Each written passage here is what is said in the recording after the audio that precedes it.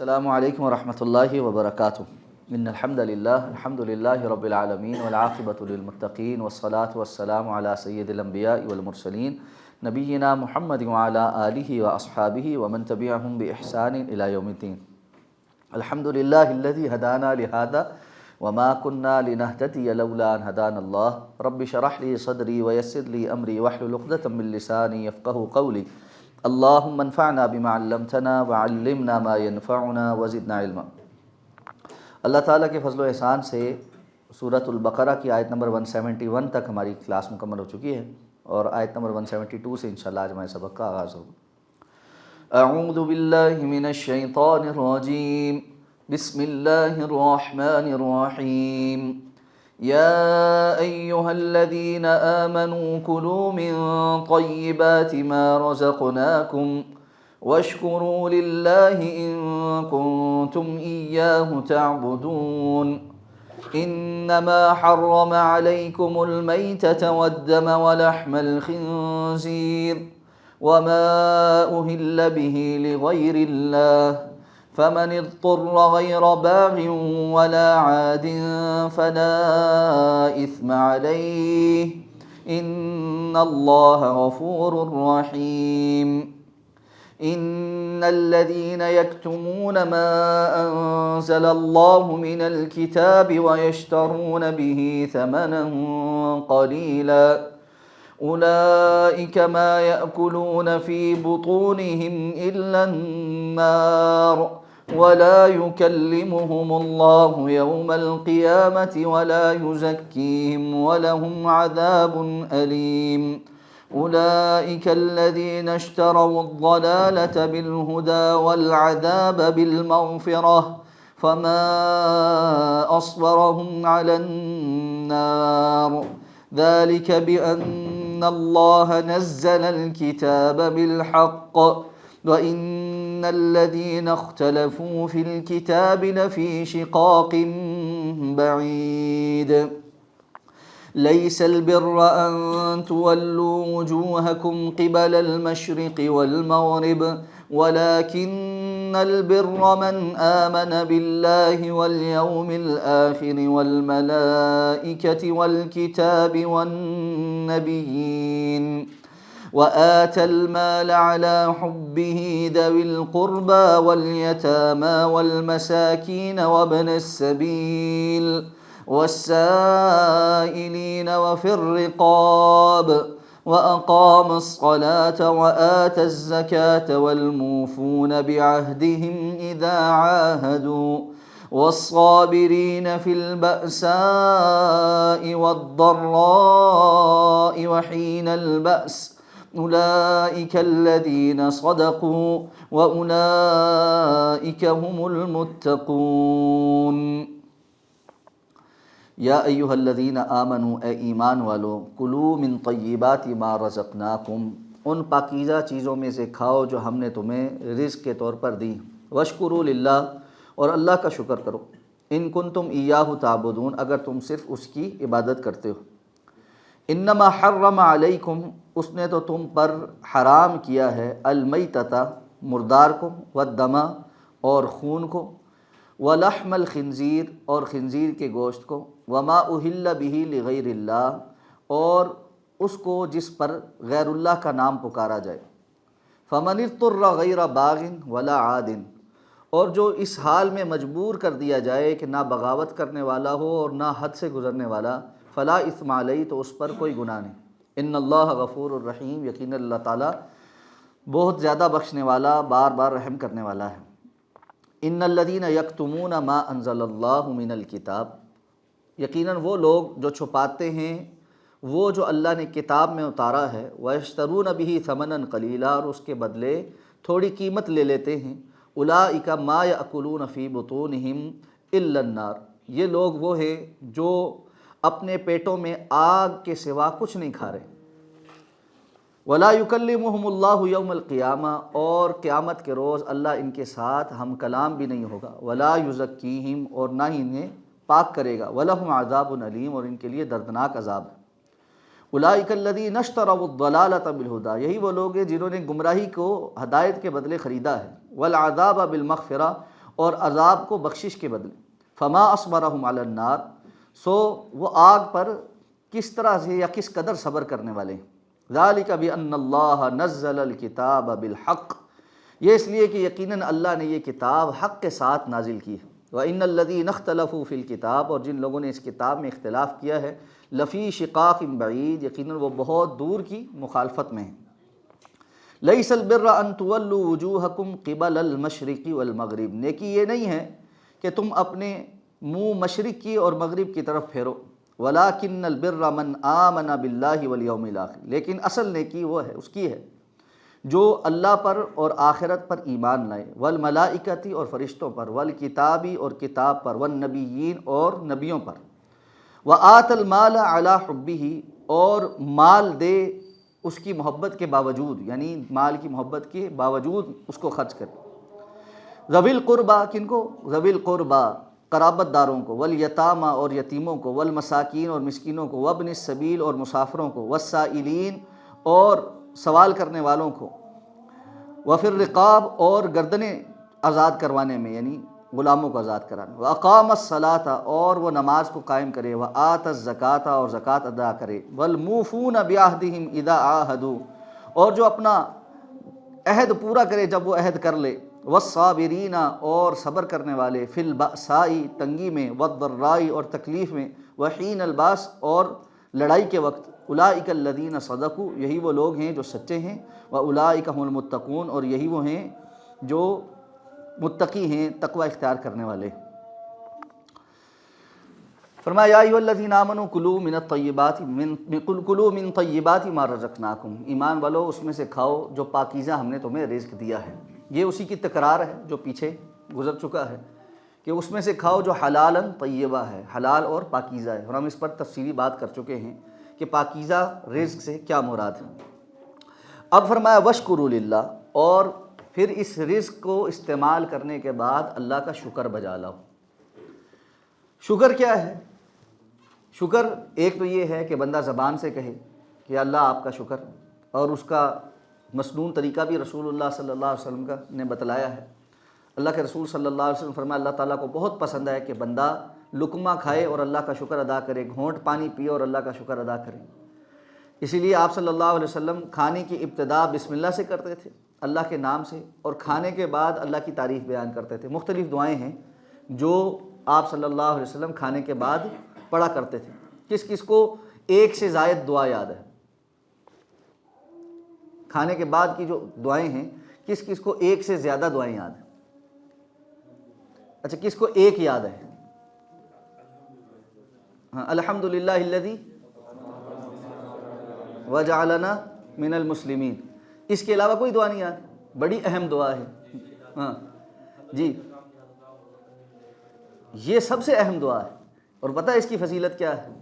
اللہ کے رسول صلی اللہ علیہ وسلم فرمایا جو بندہ کھانا کھانے کے بعد یہ دعا پڑھتا ہے الحمدللہ الذی اطعمنی ھذا الطعام، یہ تمام تعریفیں اس اللہ کے لیے ہیں جس نے مجھے یہ کھانا کھلایا، ورزقنیہ اور مجھے یہ رزق کے طور پر دیا، من غیر حول منی ولا قوہ، بغیر میری کسی محنت اور کوشش کے، قوت کے، یعنی مجھ میں کوئی طاقت نہیں تھی کہ میں اس کو خود سے حاصل کر سکتا، یہ اللہ کی عطا ہے۔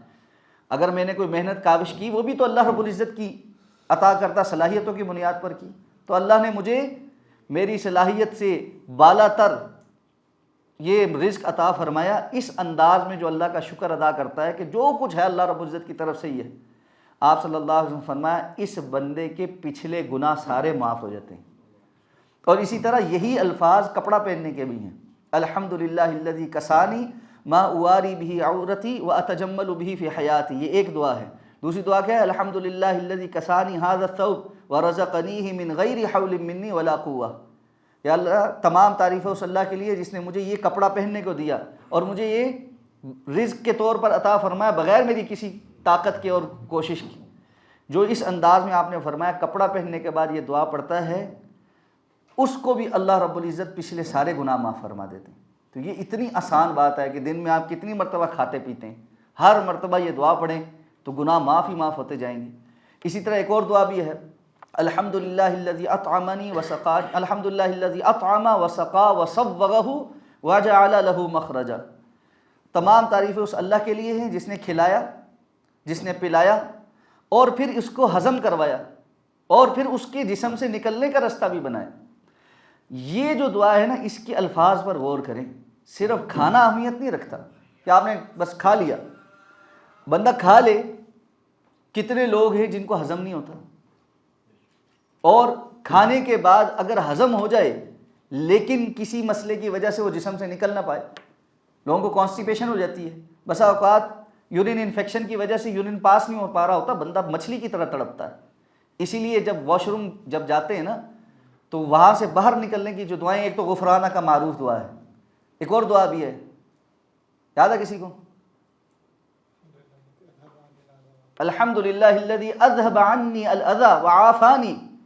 یہ دیکھیں یہ دعائیں کیا ہیں، یہ جب آپ یاد کریں گے نا تو اللہ کے رسول صلی اللہ علیہ وسلم کس کس انداز میں اللہ کا شکر ادا کرتے تھے وہ یاد آئے گا، اللہ کی اس نعمت کا احساس ہوگا۔ آپ باہر نکلے نا واش روم سے، اللہ کے رسول یہ دعا مانگتے تھے، الحمدللہ الذی اذھب عنی الاذی، تمام تعریف ہے اس اللہ کے لیے جس نے اس تکلیف دہ چیز کو، اس اذیت والی چیز کو مجھ سے دور کر دیا، وعافانی، اور مجھے عافیت عطا فرمائی۔ اگر یہ میرے اندر ٹھہر جاتی تو کیا بنتا۔ اس لیے ایک ایک لمحے پر اللہ رب العزت کی جو ہے نا نعمت کا احساس کر کے اللہ کا شکر ادا کرنا۔ تو یہ جو دعائیں ہیں نا مختلف اوقات کی، ان کو کثرت کے ساتھ یعنی یاد کریں کہ جو زیادہ دعائیں ہیں اللہ کے رسول سے ثابت ہیں کہ جی آپ ان مواقع پر ایک سے زیادہ جو دعائیں پڑھا کرتے تھے۔ اسی طرح نماز میں بہت ساری دعائیں ہیں جو آپ صلی اللہ علیہ وسلم اسی مقام پر بہت ساری اور دعائیں بھی پڑھا کرتے تھے۔ ہمیں یعنی دعا استفتاح کے طور پر صرف سبحانک اللہم و بحمدک و تبارک اسمک و تعالی جدک و لا الہ غیرک یہی یاد ہے، لیکن اللہ کے رسول صلی اللہ علیہ وسلم اللہ اکبر کبیرہ والحمدللہ کثیرہ و سبحان اللہ بکرۃ و اصیلا یہ بھی پڑھا کرتے تھے۔ اللہم باعد بینی و بین خطایایا کما باعدت بین المشرق الی آخر الحدیث جو ہے یہ دعا بھی پڑھا کرتے تھے۔ اسی طرح رکوع اور سجدے کی جو تسبیح ہمیں سبحان ربی العظیم سبحان ربی الاعلی یاد ہے، سبحانک اللہم ربنا وبحمدک اللہم اغفر لی سبوح قدوس رب الملائکۃ والروح اللہم لک سجدت وبک آمنت وعلیک توکلت والیک انبت رغبۃ ورہبۃ الیک لا ملجا ولا منجا منک الا الیک آمنت بکتابک الذی انزلت وبنبیک الذی ارسلت۔ یہ دعائیں بھی آپ صلی اللہ علیہ وسلم پڑھا کرتے ہیں۔ اس کے علاوہ بہت ساری دعائیں ہیں۔ اسی طرح دور جو یعنی رکوع اور سجدے کے درمیان جو ہے ہمیں یاد ہے ربنا ولک الحمد، یا کوئی بہت زیادہ پڑھتا ہے تو ربنا ولک الحمد حمدا کثیرا طیبا مبارکا فی، بس یہ دعا پڑھ لیتا ہے۔ اس کے علاوہ بھی دعا ہے، اللہ کے رسول صلی اللہ علیہ وسلم کھڑے ہوتے پڑھتے اللہم لک الحمد ملء السماوات وملء الارض وملء ما شئت من شیء بعد اہل الثناء والمجد احق ما قال العبد وکلنا لک العبد اللہم لا مانع لما اعطیت ولا معطی لما منعت ولا ينفع ذا الجد منک الجد۔ ایسے جامع کلمات ہیں، ایسے جامع الفاظ ہیں، وہ جو ہم شکایت کرتے ہیں نا عام طور پہ کہ جی دعا نماز میں دل نہیں لگ رہا، نماز روٹین بن گئی ہے، اس کو روٹین سے ہٹانے اور اپنا نماز میں دل لگانے کے لیے بڑا ضروری ہے کہ آپ مختلف اوقات میں مختلف دعائیں پڑھنا شروع کریں۔ روٹین کی تلاوت سے ہٹ کر نئی نئی جگہوں سے قرآن مجید کی تلاوت کرنے لگیں تو اس کی وجہ سے پھر توجہ اور جو ہے نا نماز کا جو ایک لطف ہے نا وہ آنا شروع ہو جاتا ہے۔ اسی طرح زندگی میں مختلف قسم کی دعائیں یاد کرنا وہ بڑی اہمیت کی حامل ہیں۔ تو وشکروا للہ، اللہ کا شکر ادا کرو۔ ایک ایک نعمت کے اوپر کس طرح اللہ کے رسول صلی اللہ علیہ وسلم اللہ کا شکر ادا کرتے تھے۔ تو یہ تو ہو گیا زبانی شکر، اس کے ساتھ عملی شکر بھی ہے، اور شاید ہم پہلے ایک دفعہ تفصیلاً اس پر بات کر چکے ہیں۔ اللہ رب العزت نے حضرت داؤد علیہ السلام اور ان کی آل پر نعمتوں کا تذکرہ فرمایا اور پھر فرمایا اعملوا آل داؤد شکرا، آل داؤد شکر کے طور پر عمل کرو۔ یہ عملی شکر کیا ہے؟ سادہ سی بات ہے، ہر نعمت اللہ رب العزت کی رضا میں استعمال ہونی شروع ہو جائے اور اللہ کی ناراضگی والے کاموں سے رک جائے تو اللہ کی اس نعمت کا شکر ادا ہو جائے۔ اللہ نے آنکھیں دی ہیں، اس سے اللہ کی رضامندی کا کام ہو، اللہ کی ناراضگی والا کام نہ ہو۔ کان دیے ہیں، اللہ کی رضامندی والی باتیں سنیں، ناراضگی والی باتیں نہ سنیں۔ ہاتھ، پاؤں، جسم، طاقت، پیسہ، گاڑی، سواری، نوکری، کاروبار، جو چیز اللہ نے دی ہے ہر وہ نعمت اللہ رب العزت کی اطاعت اور فرما برداری میں استعمال ہونا شروع ہو جائے گی تو یقینی طور پر ہم یہ محسوس کریں گے کہ ہم نے اس نعمت کا شکر ادا کیا۔ تو وشکروا للہ، پاکیزہ چیزیں کھاؤ اور اللہ کا شکر ادا کرو، ان کنتم ایاہ تعبدون۔ لیکن ساتھ ایک بات بتا دی، یہ کہ ملے گا کس سے؟ یہ حقیقتاً نصیب کسے ہوگا؟ جو ایاہ تعبدون، اگر تم حقیقت میں صرف اسی کی عبادت کرتے ہو۔ اب یہ باتیں نا دو جڑ گئی ہیں ساتھ، جس کو ہم کہتے ہیں نا لازم و ملزوم۔ ایک چیز لازم ہو جاتی ہے، اس کے ساتھ دوسری چیز اس کے ملزوم ہوتی ہے، یعنی یہ دو چیزیں اکٹھی ہی ہوں گی، اس کے بغیر نہیں ہو سکتی۔ جو بندہ اللہ کا شکر گزار ہے وہ خالص اللہ کی عبادت کرنے والا ہوگا، اور خالص اللہ کی عبادت کرنے والا اللہ کا شکر گزار ہوگا، اس کے علاوہ کوئی دوسری بات نہیں ہو سکتی۔ اب ایک طرف بندہ کہے کہ جی ایاک نعبد و ایاک نستعین، یا اللہ ہم صرف تیری عبادت کرتے ہیں، اور سمجھے کہ جی میں توحید کے سارے تقاضے پورے کرتا ہوں، اللہ کا نافرمان، اللہ کا ناشکرہ ہو۔ اور ناشکری صرف یہ نہیں ہے کہ بندہ جو ہے اللہ کا الحمدللہ الحمدللہ پڑھتا رہے، ناشکری اللہ رب العزت کی نعمتوں کا غیر یعنی جائز طریقے سے استعمال، اور پھر ذرا سی تکلیف آنے پر جزا فضا، یہ کیا ہو گیا، اس کے تو ہم حقدار نہیں تھے، ہمارے ساتھ فلاں نے ایسے کیوں کر دیا، ہماری زندگی میں ایسے کیوں، اور پھر اس کے لیے ایک واویلا ہوتا ہے۔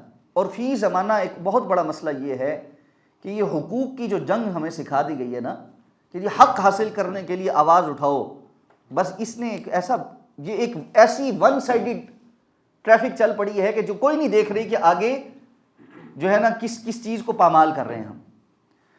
فرائض کی ادائیگی کی طرف توجہ کوئی نہیں ہے، ہر بندہ اپنا حق کا مطالبہ کر رہا ہے۔ بھائی میں جس حق کا مطالبہ کر رہا ہوں تو دوسروں کا بھی کچھ حق ہے جو مجھے ادا بھی کرنا ہے، میں وہ ادا بھی کر رہا ہوں، کوئی اس حوالے سے بات ہی نہیں کر رہا۔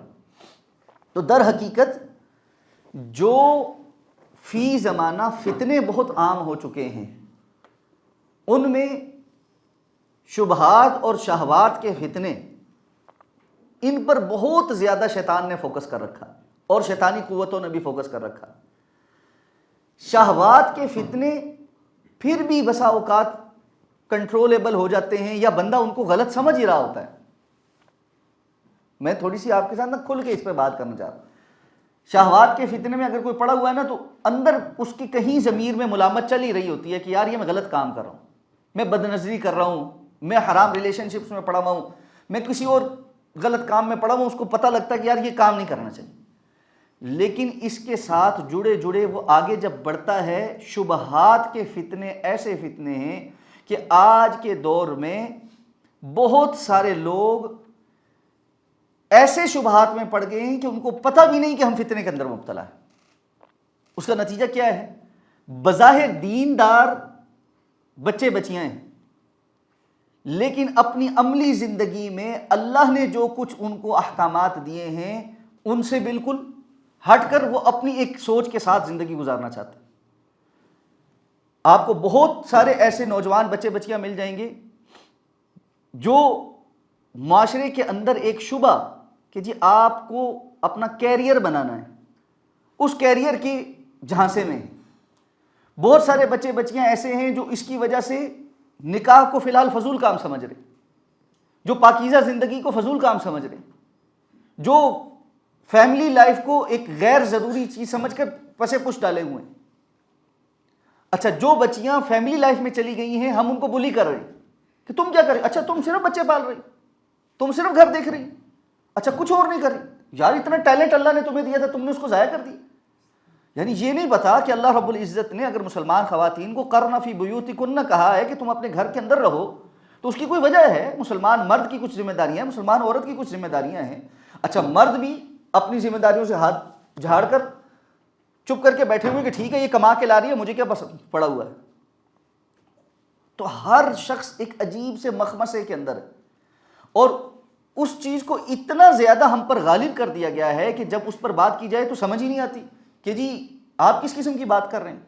اچھا اس کا مطلب آپ بڑے دقیانوس ہیں، آپ عورتوں کے حقوق کو جو ہے نا وہ دبانا چاہتے ہیں، آپ ان کو آزادی نہیں دینا چاہتے، آپ ان کو میٹیریلسٹکلی جو ہے نا اپنے زیر سایہ رکھنا چاہتے ہیں۔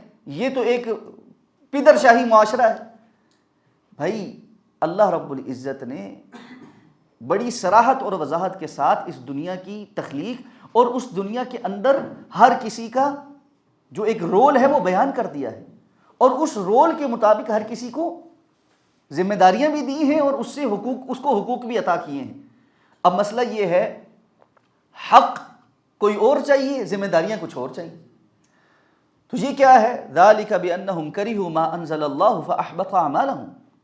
اللہ رب العزت نے سورہ محمد کے اندر ان لوگوں کی جن کے اعمال برباد ہو گئے ہیں، جن کی اللہ رب العزت کے ہاں کوئی وقت نہیں ہے، جن لوگوں کی دینداری کی اللہ کے ہاں کوئی اہمیت نہیں ہے، اور اگر کوئی نیکی ہے تو وہ بھی باقی نہیں رہتی، ان کے اندر ایک بیماری یہ ڈائگنوز کی ہے کہ وہ جو اللہ نے نازل کیا ہے اس کو کراہت سے دیکھتے، جو اللہ رب العزت نے قانون بتایا ہے وہ ان کے نزدیک قابل عمل نہیں ہوتا، ان کے نزدیک سو کالڈ مروجہ قانون وہ زیادہ بہتر ہوتا ہے۔ تو آپ کو بڑے نامی گرامی مسلمان یہ بات کہتے ہوئے مل جائیں گے کہ جی یہ جو قصاص کی سزائیں نا بڑی ظالمانہ سزا، یہ فی زمانہ ہاتھ کاٹنا یہ نا بربریت ہے، اور کوڑے مارنا تو بالکل ہی کوئی سزا ہونی نہیں چاہیے، تو حیوانی معاشرہ ہے، اور رجم تو او وہ تو بات ہی کہیں دنیا کے دوسرے کونے پہ پہنچ جاتی۔ تو نتیجہ کیا ہے؟ ہر وہ چیز جو اللہ رب العزت کی طرف سے منزل ہے اس کو چھوڑ کر اپنی مرضی کا لائف سٹائل، اپنی مرضی کی زندگی۔ اب یہ بات آپ سمجھائیں، بحث کر لیں، کوئی سمجھنے کو تیار نہیں۔ وہ اتنا دماغ میں پکا دیا گیا ہے کہ اچھے بھلے لوگ زندگی برباد کر لیں گے، گھریلو زندگی خراب کر لیں گے، اپنی یعنی زندگی کے اندر ہر چیز تباہ و برباد کر لیں گے، لیکن اس سے پیچھے نہیں ہٹیں گے۔ تو پھر اسلام کیا ہے؟ ادخلوا فی السلم کافۃ کیا ہے؟ یا لوگوں مسلمانوں پورا اسلام کے اندر داخل ہو۔ تو اللہ نے فرمایا اس لیے شکر گزار وہ ہو سکتا ہے جو حقیقی معنوں میں صرف اللہ کی عبادت کرتا ہے، اور حقیقی معنوں میں اللہ کی عبادت کرنے والا ہی شکر گزار ہو سکتا ہے۔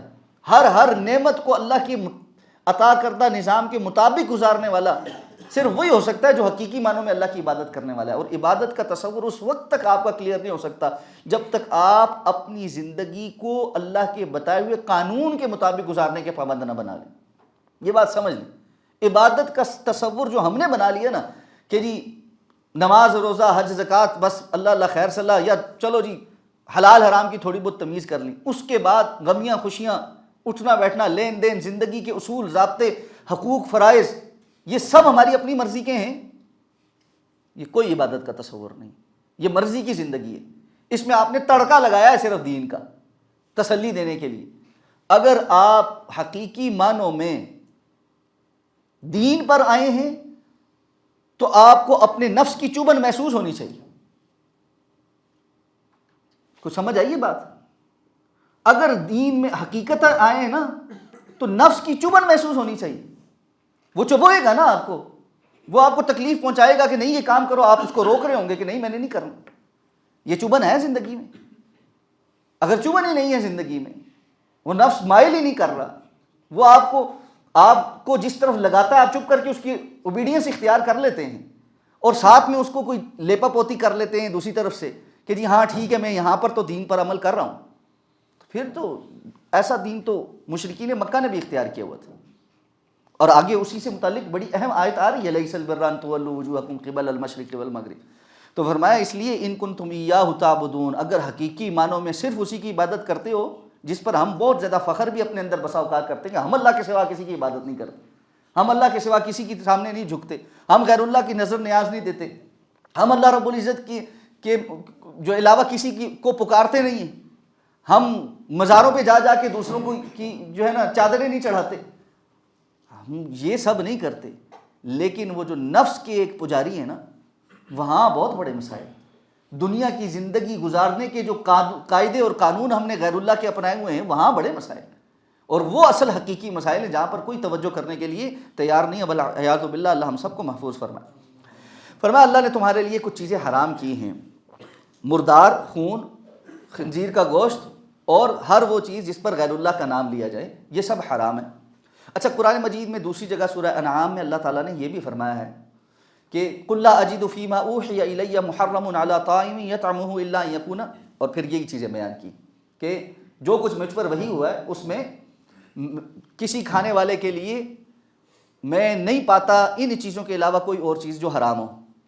ان آیات سے بسا اوقات بعض لوگوں کو جن کا علم ذرا سطحی سا ہے یہ مغالطہ لگ جاتا ہے کہ اس کا مطلب ہے شریعت میں کھانے پینے کی چیزوں میں صرف یہی کچھ حرام، اور قرآن کی جب نص آ گئی ہے کہ صرف حرام یہی ہے تو پھر اس کے علاوہ تو کچھ اور حرام نہیں۔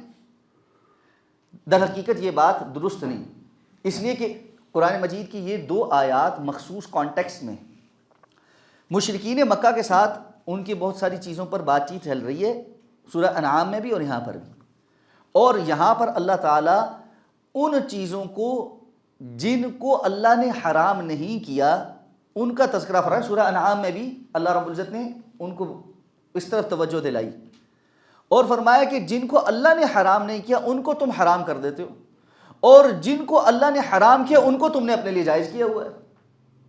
مثلاً اللہ تعالیٰ فرماتے ہیں سورہ انعام میں کہ تم یہ کہتے ہیں کہ ہمارے جو یہ جانور ہیں ان کے پیٹ میں جو بھی بچہ ہے وہ ہماری خواتین پر حرام ہے، اور اگر وہ بچہ مردار پیدا ہوا تو پھر اس کا گوشت ہماری خواتین بھی کھا سکتی۔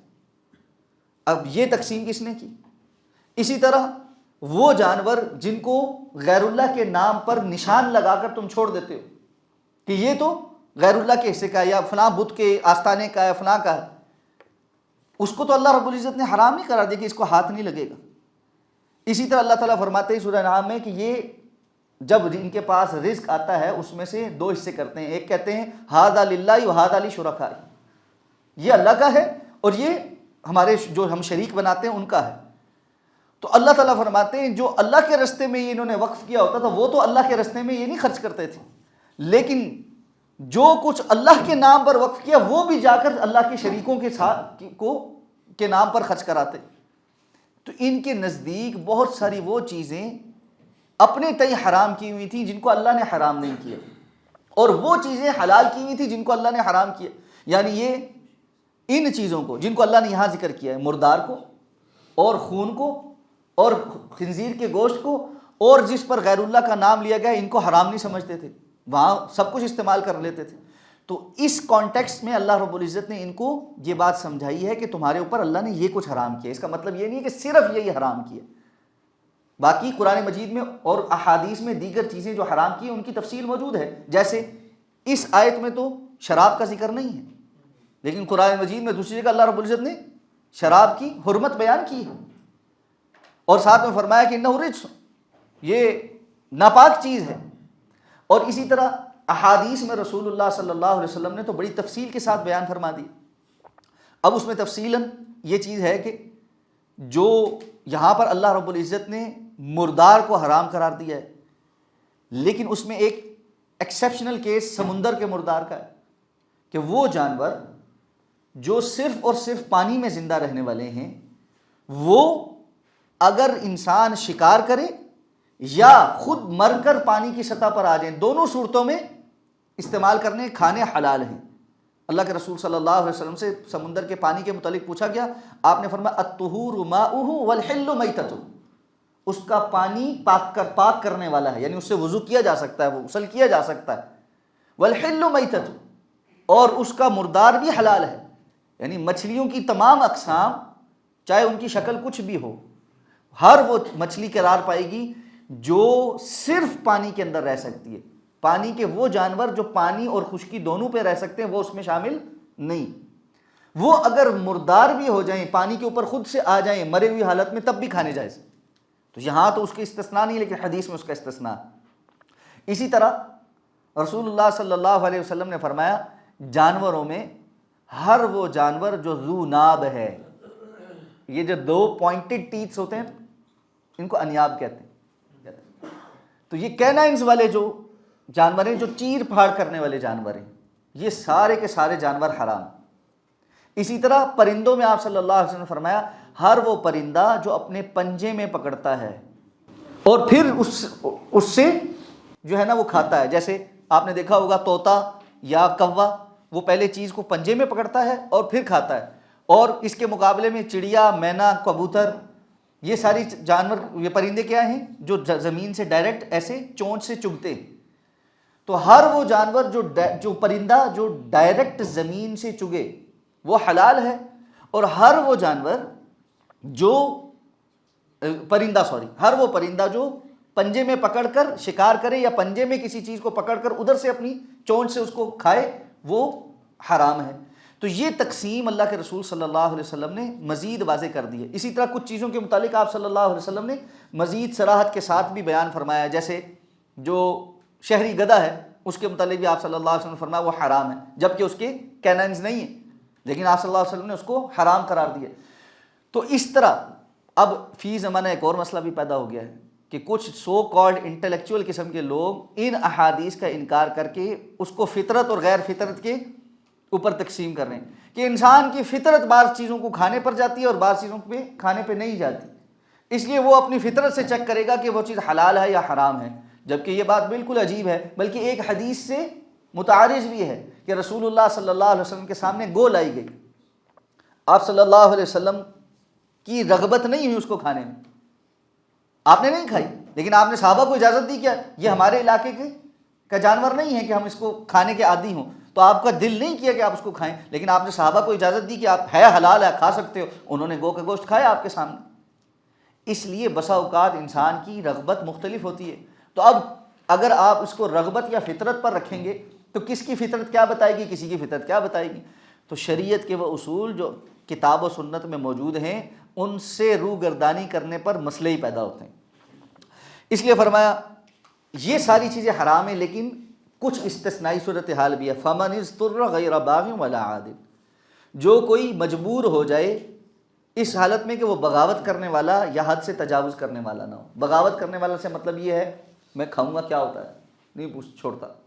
حد سے تجاوز کرنے کا مطلب یہ ہے جان بوجھ کر کسی موقع پر ضرورت سے زیادہ کھائے، مجبوری ہے، جان بچانی ہے، ان حرام چیزوں میں سے کوئی چیز اویلیبل ہے، اتنا کھا سکتا ہے جس سے جان بچ جائے، پیٹ بھر بھر کے نہیں کھا سکتا، ٹھیک ہے نا، جس سے جان بچ جائے۔ یہ اضطراری حالت ہے۔ اسلام دین فطرت ہے، وہ جانتا ہے کہ بہت سارے لوگ زندگی میں کبھی خدا نخواستہ ایسی سچویشن سے ان کا واسطہ پڑ سکتا ہے جہاں پر ان کے لیے اس کے سوا کچھ نہ ہو، تو اس لیے وہاں پر جو ہے نا یہ ایکسیپشنل کیسز عطا فرما دیے گئے۔ تو فرمایا ان اللہ غفور الرحیم، یقینا اللہ تعالیٰ بہت زیادہ بخشنے والا بار بار رحم فرمانے والا ہے۔ جی سوال جو گھریلو گدھا ہے تو معلوم ہے جنگلی گدھا کون سا ہوتا ہے؟ اچھا، اس پہ جو ہے نا ایک جو ہے نا بحث ہے کہ جنگلی گدھا کون سا ہوتا ہے۔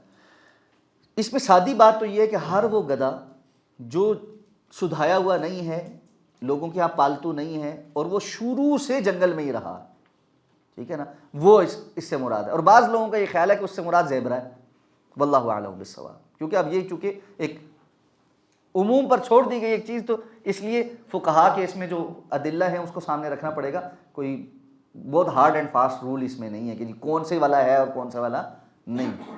جو کریب ہے، کریب یہ پانی بھر لے لیتا ہے، یہ چیز لوگ کھاتے ہیں۔ اچھا، اس میں جو ہے نا بہت لمبی تفصیل ہے، کریب پہ، کچھوے پہ، اسی طرح یہ جو ایلیگیٹر ہے یا مگرمچھ ہے اس کے اوپر، اور اسی طرح ہاتھی کے اوپر بڑی لمبی بحث ہے کہ جی یہ کس زمرے میں آتا ہے۔ تو مختلف فقہا کے رجحان ہیں کہ جی کیونکہ نص سے قطعی نہیں ہے کوئی، اور ان کے حرمت کے اوپر بھی کوئی مخصوص دلیل نہیں ہے کہ جی کس وجہ سے حرام، تو اس بنیاد پر یہ دیکھنا چاہیے کہ کس کی رغبت کہاں ہے، اور اس کے مقابل زیادہ بہتر بات یہ ہوتی ہے کہ جہاں بہت زیادہ شک شبہ پڑ جائے وہاں پر جب حلال چیزیں اتنی زیادہ اویلیبل ہیں تو کسی چیز کو چھوڑ دینے سے بھی کچھ نہیں ہوتا۔ بحث تو پھر جھینگے پہ بھی ہے۔ اور شیخ جو یہ آتا ہے حضور کے بارے میں کہ وہ رکمے کے بعد الحمدللہ پڑھا کرتے ہیں، تو شیخ یہ بات کس حد تک صحیح ہے؟ میں نے پڑھا تھا کسی جگہ، بعض روایات میں ہے، اور اسی طرح یہ جو حدیث میں ہے کہ اللہ کے رسول نے فرمایا کہ اللہ تعالیٰ کو یہ بات بڑی پسند ہے کہ بندہ کوئی چیز کھائے اور کوئی چیز پیے تو ہر لقمے پہ الحمدللہ کہے، یہ اس میں لقمے کا ہی ذکر ہے، ٹھیک ہے نا، تو کہا جا سکتا ہے الحمدللہ۔ نعمتیں مجھ پہ کی ہیں تو میں کیا کروں کہ ان تمام نعمتوں کو شکر ادا ہو جائے؟ شکر وہ ایک حدیث میں آتا ہے کہ ما اصبح بی من نعمتنا، جی اگر وہ انسان پڑھ لے تو کم از کم ان ناشکروں میں سے نکل جاتا ہے انسان۔ دیکھیے بات یہ ہے، وہ حدیث کا جو حوالہ دے رہے ہیں بھائی وہ یہ ہے کہ اللہ تعالیٰ نے بہت ساری نعمتیں کی ہیں، انسان تو ان کا گن بھی نہیں سکتا، تو میں کیا کروں کہ ساری نعمتوں کا شکر ادا ہو جائے؟ پہلی بات یہ ہے کہ ہمیں یہ نہیں کہا گیا کہ ساری نعمتوں کا شکر ادا کریں، ہر نعمت کا شکر ادا کریں، ہمیں اوور آل شکر گزار زندگی گزارنے کا کہا گیا ہے، یعنی ایک مشکور زندگی گزاریں ہم اللہ رب العزت کی، اور اس کی کوشش کرتے رہیں کہ ہم اللہ رب العزت کے شکر گزار بندے بن کے زندگی گزاریں۔ علیحدہ ہر نعمت کا شکر ادا کرنا یہ بڑا مشکل کام ہے، اس لیے کہ بعض سلف نے تو یہ بھی لکھا ہے نا کہ جب آپ ایک نعمت کا شکر ادا کرتے ہیں تو یہ جو شکر ادا کیا یہ بھی تو نعمت ہے، ٹھیک ہے، پھر اس نعمت کا بھی ایک شکر بنتا ہے، اور پھر ہر ایک شکر کا ایک اور شکر بنتا ہے، یہ غیر لا متناہی سلسلہ، اس لیے آپ حق نہیں ادا کر سکتے شکر ادا کرنے کا۔ ہاں، اللہ کے رسول صلی اللہ علیہ وسلم نے اللہ رب العزت کی طرف سے جو آسانیاں پیدا کی گئی ہیں اس میں سے ایک بات یہ بتائیے کہ جو صبح اور شام کو یہ الفاظ پڑھیں، اللہم ما اصبح بی من نعمت او باحد من خلقک فمنک وحدک لا شریک لک فلک الحمد ولک الشکر، کہ اللہ آج صبح ہونے پر مجھ پر جو نعمت ہوئی ہے اور آپ کی تمام مخلوقات میں سے کسی بھی مخلوق پر جو کوئی بھی نعمت ہوئی ہے، فمنک وحدک لا شریک لک، وہ صرف اور صرف آپ کی جانب سے، اور آپ اکیلے ہیں، آپ کا کوئی شریک نہیں، فلک الحمد، تو پس ہر قسم کی تعریف صرف آپ کے لیے، ولک الشکر، اور آپ کے لیے یہ سارا شکر ہے۔ جو بندہ ان الفاظ کو 3 مرتبہ صبح کہہ دیتا ہے، جتنی اس پر شام تک نعمتیں ہوئی ہیں سب کا اس نے گویا شکر ادا کر دیا۔ اسی طرح جو شام کو کہہ دیتا ہے، صبح ہونے تک اس پر جتنی نعمتیں سب کا شکر ادا ہو جاتا ہے۔ تو یہ بڑے جامع کلمات ہیں، یہ بھی یاد کرنے چاہیے۔ آخری سوال سے ہم فش فارمنگ کرتے ہیں اپنے گاؤں میں، جیسے جو مچھلیاں مر جاتی ہیں ان کو صرف نہیں بیچتے ہیں، کچھ تو ایسے مر جاتی ہیں، کچھ بیماری ایسی پڑتی ہیں، تو شیخ ان کا کیا حکم ہے، کیا ان کو بیچا جا سکتا ہے؟ دیکھیں وہ تو بات ہو گئی، جب ایک چیز میتہ جو ہے وہ حلال ہے تو اس کا بیچنا بھی حلال ہے، اگر وہ حرام ہوتی تو اس کا بیچنا بھی حرام ہوتا۔ ہاں، جو ان میں سے بیماری کی وجہ سے مر گئی ہیں، آپ کو یہ پتہ ہے 100% کی کسی بیماری کی وجہ سے مر گئی ہیں، احتیاطی تقاضا یہ ہے کہ اگر وہ بیماری آپ کو یہ لگتا ہے کہ ٹرانسفر ہو گیا، پھر نہیں اس کو بیچنا چاہیے، پھر تو وہ اگر زندہ بھی ہے اور بیمار ہے تو نہیں بیچنی چاہیے۔ یہ جو استثناء حاصل ہے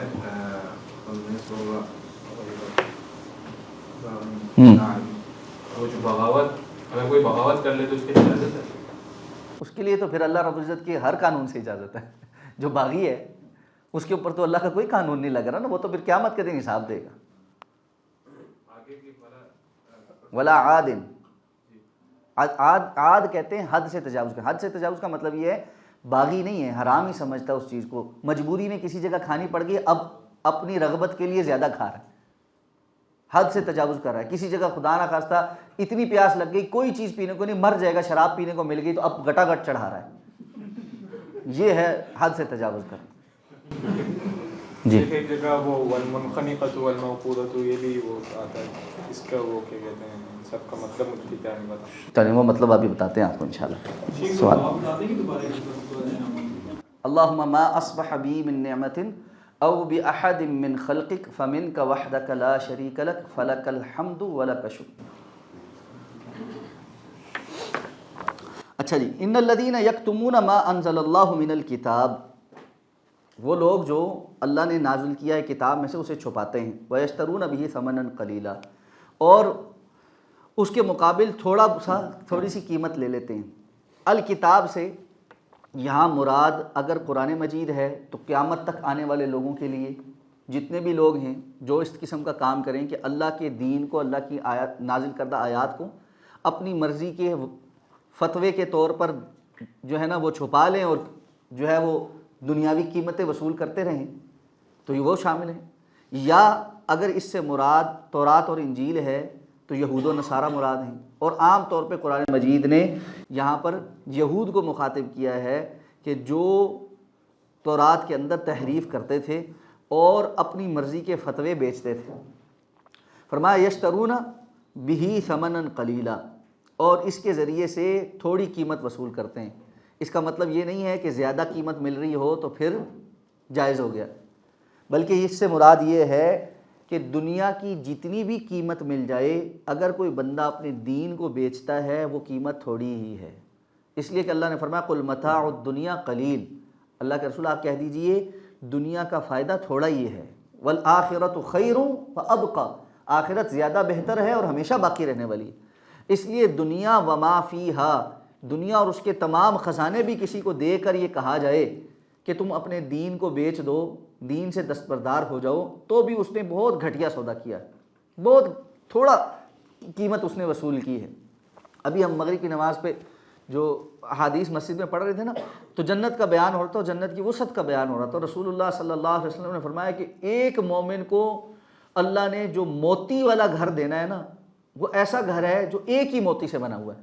وہ موتی اندر سے کھوکھلا ہے، ایک موتی ہے، ایسا موتی ہے. آپ نے فرمایا اوپر جو اس کا اونچائی ہے نا وہ 60 میل ہے، 60 مائلز، اور اس کی کنارے اتنے وسیع ہیں کہ اس کے مختلف کناروں پہ اللہ تعالیٰ نے اس کو بہت سے گھر والے دیے ہیں، یعنی اس کی بیویاں ہیں، اس کی حوریں ہیں. لیکن ایک کونے پہ جو گھر والے ہیں وہ دوسرے کونے والوں کو نہیں دیکھ سکتے، اتنی مسافت ہے اس کی. اور دوسری حدیث میں آپ صلی اللہ علیہ وسلم نے فرمایا کہ جنتی اہل غرف کو، بالا خانے والوں کو اس طرح دیکھیں گے جس طرح تم آج دنیا میں دور کسی ستارے کو دیکھتے چمکتا ہوا. اور صحابہ نے پوچھا اللہ کے رسول یہ اتنے اونچے مقام والے تو پھر صرف انبیاء ہوں گے، کوئی اور تو نہیں وہاں پہنچ سکے گا؟ آپ نے فرمایا کیوں نہیں، ہر وہ شخص، رجال آمنوا باللہ وصدقوا المرسلین، وہ لوگ جنہوں نے اللہ پر ایمان لایا اور رسولوں کی بات کی تصدیق کی، ان سب کو اللہ نے وہ بالا خانے عطا فرمائے.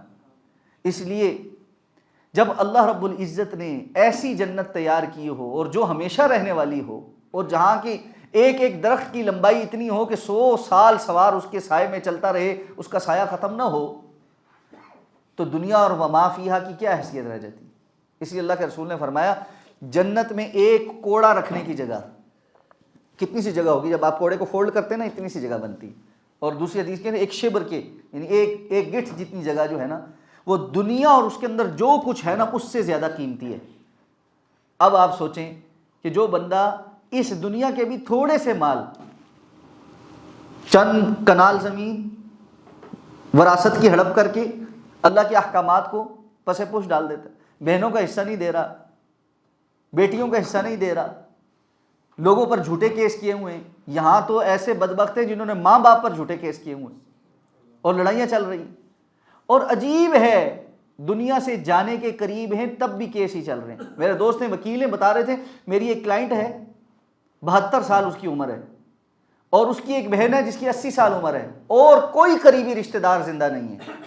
اربوں کی جائیداد کی مالک ہے، 72 اور 80 سال کی عمر میں ایک ہی گھر میں رہتے ہوئے ایک دوسرے سے بولتی نہیں، اوپر نیچے رہتی ہیں، اور دونوں نے ایک دوسرے پہ کیس کیے ہوئے. کرنا کیا ہے؟ کہتے میں نے اس کو سمجھایا کہ اللہ کی بندی اس عمر میں یہ کیس کر کے لے جانا کدھر ہے؟ اس نے کہا لے جانا کوئی نہیں، بس ضد ہے، ہمیں بھی پتہ ہے ہمارا فلاں دور کا رشتہ دار ہے وہ زندہ ہے صرف مردوں میں، ہم نے مرنا ہے، وہ مرنے کا انتظار کر رہا ہے، 1.5 ارب کی جائیداد اس کو جانی ہے. اب پلے ساتھ کچھ لے کے جانے کے قابل بھی نہیں ہے، پھر بھی حرص اور ہوس انسان کے اندر نہ ختم ہونا. تو یہ اللہ کے رسول نے اس لیے فرمایا تھا الغنا غنا النفس. یہ جو غنا ہے نا، امیری، یہ اندر دل کی ہوتی ہے. دل امیر ہو تو اللہ رب العزت کی بڑی نعمت ہوتی ہے. دنیا وما فیہا آپ کے پاس موجود ہے، دل غریب ہے، ککھ پلے نہیں. اس لیے فرمایا وہ لوگ جو اللہ کی احکامات، اللہ کی آیات کو دنیا کے تھوڑے سے عوض کی خاطر بیچ ڈالتے ہیں، یہ کون لوگ ہیں؟ یہ اپنے پیٹوں کے اندر آگ کے سوا کچھ نہیں ڈال رہے، کچھ نہیں ڈال رہے. یہ جو سمجھتے ہیں ہم نے کاغذی کاروائی پوری کر لی، کاغذ ہمارے حق میں بولتے ہیں، قانون نے یہ کہہ دیا، فلاں ایسے ہو گیا ویسے ہو گیا. رسول اللہ صلی اللہ علیہ وسلم فرما رہے ہیں تم میں سے بعض لوگ چرب زبان ہیں اور میرے پاس آ کر اپنے معاملات رکھتے ہیں. جو حق نہیں رکھتا وہ اتنی اچھی گفتگو، جو حق رکھتا ہے وہ اتنی اچھی گفتگو نہیں کر سکتا، اور جو حق نہیں رکھتا وہ بسا اوقات بہت اچھی گفتگو کر لیتا ہے. اگر کسی کی چرب زبانی کی وجہ سے میں محمد صلی اللہ علیہ وسلم اس کے حق میں کوئی فیصلہ کر دوں، یہ مت سمجھے کہ وہ چیز اس کے لیے جائز ہو. یہ اللہ کے رسول فرما رہے ہیں. تو عدالت اگر کوئی غلط فیصلہ کر دے تو آپ کے لیے جائز ہو جائے، میرے لیے جائز ہو جائے، ہرگز نہیں ہو. اللہ کے ہاں وہ حرام ہی ہے. اس لیے یہ جو معاملات ہیں نا دنیا میں، چھوٹے سے چھوٹے معاملات کے لیے بھی کھچ کھچ اور لڑائیاں اور جھگڑے اور فساد اور قتل و غارت گری، اور یہ ہو گیا جی اس نے میرا یہ حصہ مار لیا، اس نے وہ کر لیا، ایسے کر لیا ویسے کر لیا. اس سارے سے باہر آ جائے، اس سارے سے باہر آ جائے. جو میرا اور آپ کا رزق اللہ نے ہمارے لیے رکھا ہے وہ کوئی نہیں لے کے جا سکتا. اس پر یقین رکھیں، وہ کہیں نہیں جاتا، کوئی نہیں لے کر جا سکتا، وہ غصب کوئی نہیں کر سکتا. اس لیے جب ہمیں یہ یقین ہے نا تو بلا وجہ کی لڑائیاں اور بلا وجہ کے جھگڑے ان سے باہر آ جانا چاہیے. اب فرمایا اولئک ما یاکلون فی بطونہم الا النار، یہ اپنے پیٹ کے اندر جہنم کی آگ کے علاوہ کچھ نہیں ڈال رہے، اور ان کا معاملہ اتنا سنگین ہے، لا یکلمہم اللہ یوم القیامہ، قیامت کے دن اللہ ان سے کلام بھی نہیں کرے، ولا یزکیہم، ان کو پاک بھی نہیں کرے گا، ولہم عذاب علیم، ان کے لیے دردناک عذاب ہے۔ یہ لوگ ہیں جنہوں نے گمراہی کو خریدا ہے ہدایت کے بدلے، اور مغفرت کے بدلے عذاب کو خریدا ہے۔ یہ خود خریدار، جب انہوں نے خود یہ سودے کیے ہیں تو پھر اس کو چکھیں، پھر اس کا بھوگتے۔ تو دین کو پس پشت ڈال کر اپنی مرضی کی چیزیں اختیار کرنا، اور بالخصوص وہ لوگ جو دین کے نام پر یہ کریں، یہ علماء سوء ہیں اور بدترین لوگ ہیں۔ اللہ کے رسول صلی اللہ علیہ وسلم نے اسی لیے فرمایا جہاں علم والوں کی فضیلت بہت ہے اور وہ بہت زیادہ مقام اور مرتبے والے ہیں، کتنا مقام ہے کہ فضل العالم علی العابد کفضل علی الادنی، ایک عالم کی ایک عابد پر، گناہگار پر نہیں، عابد شخص پر اتنی فضیلت ہے جتنی آپ نے فرمایا مجھ محمد صلی اللہ علیہ وسلم کی تم میں سے ایک ادنا صحابی پر۔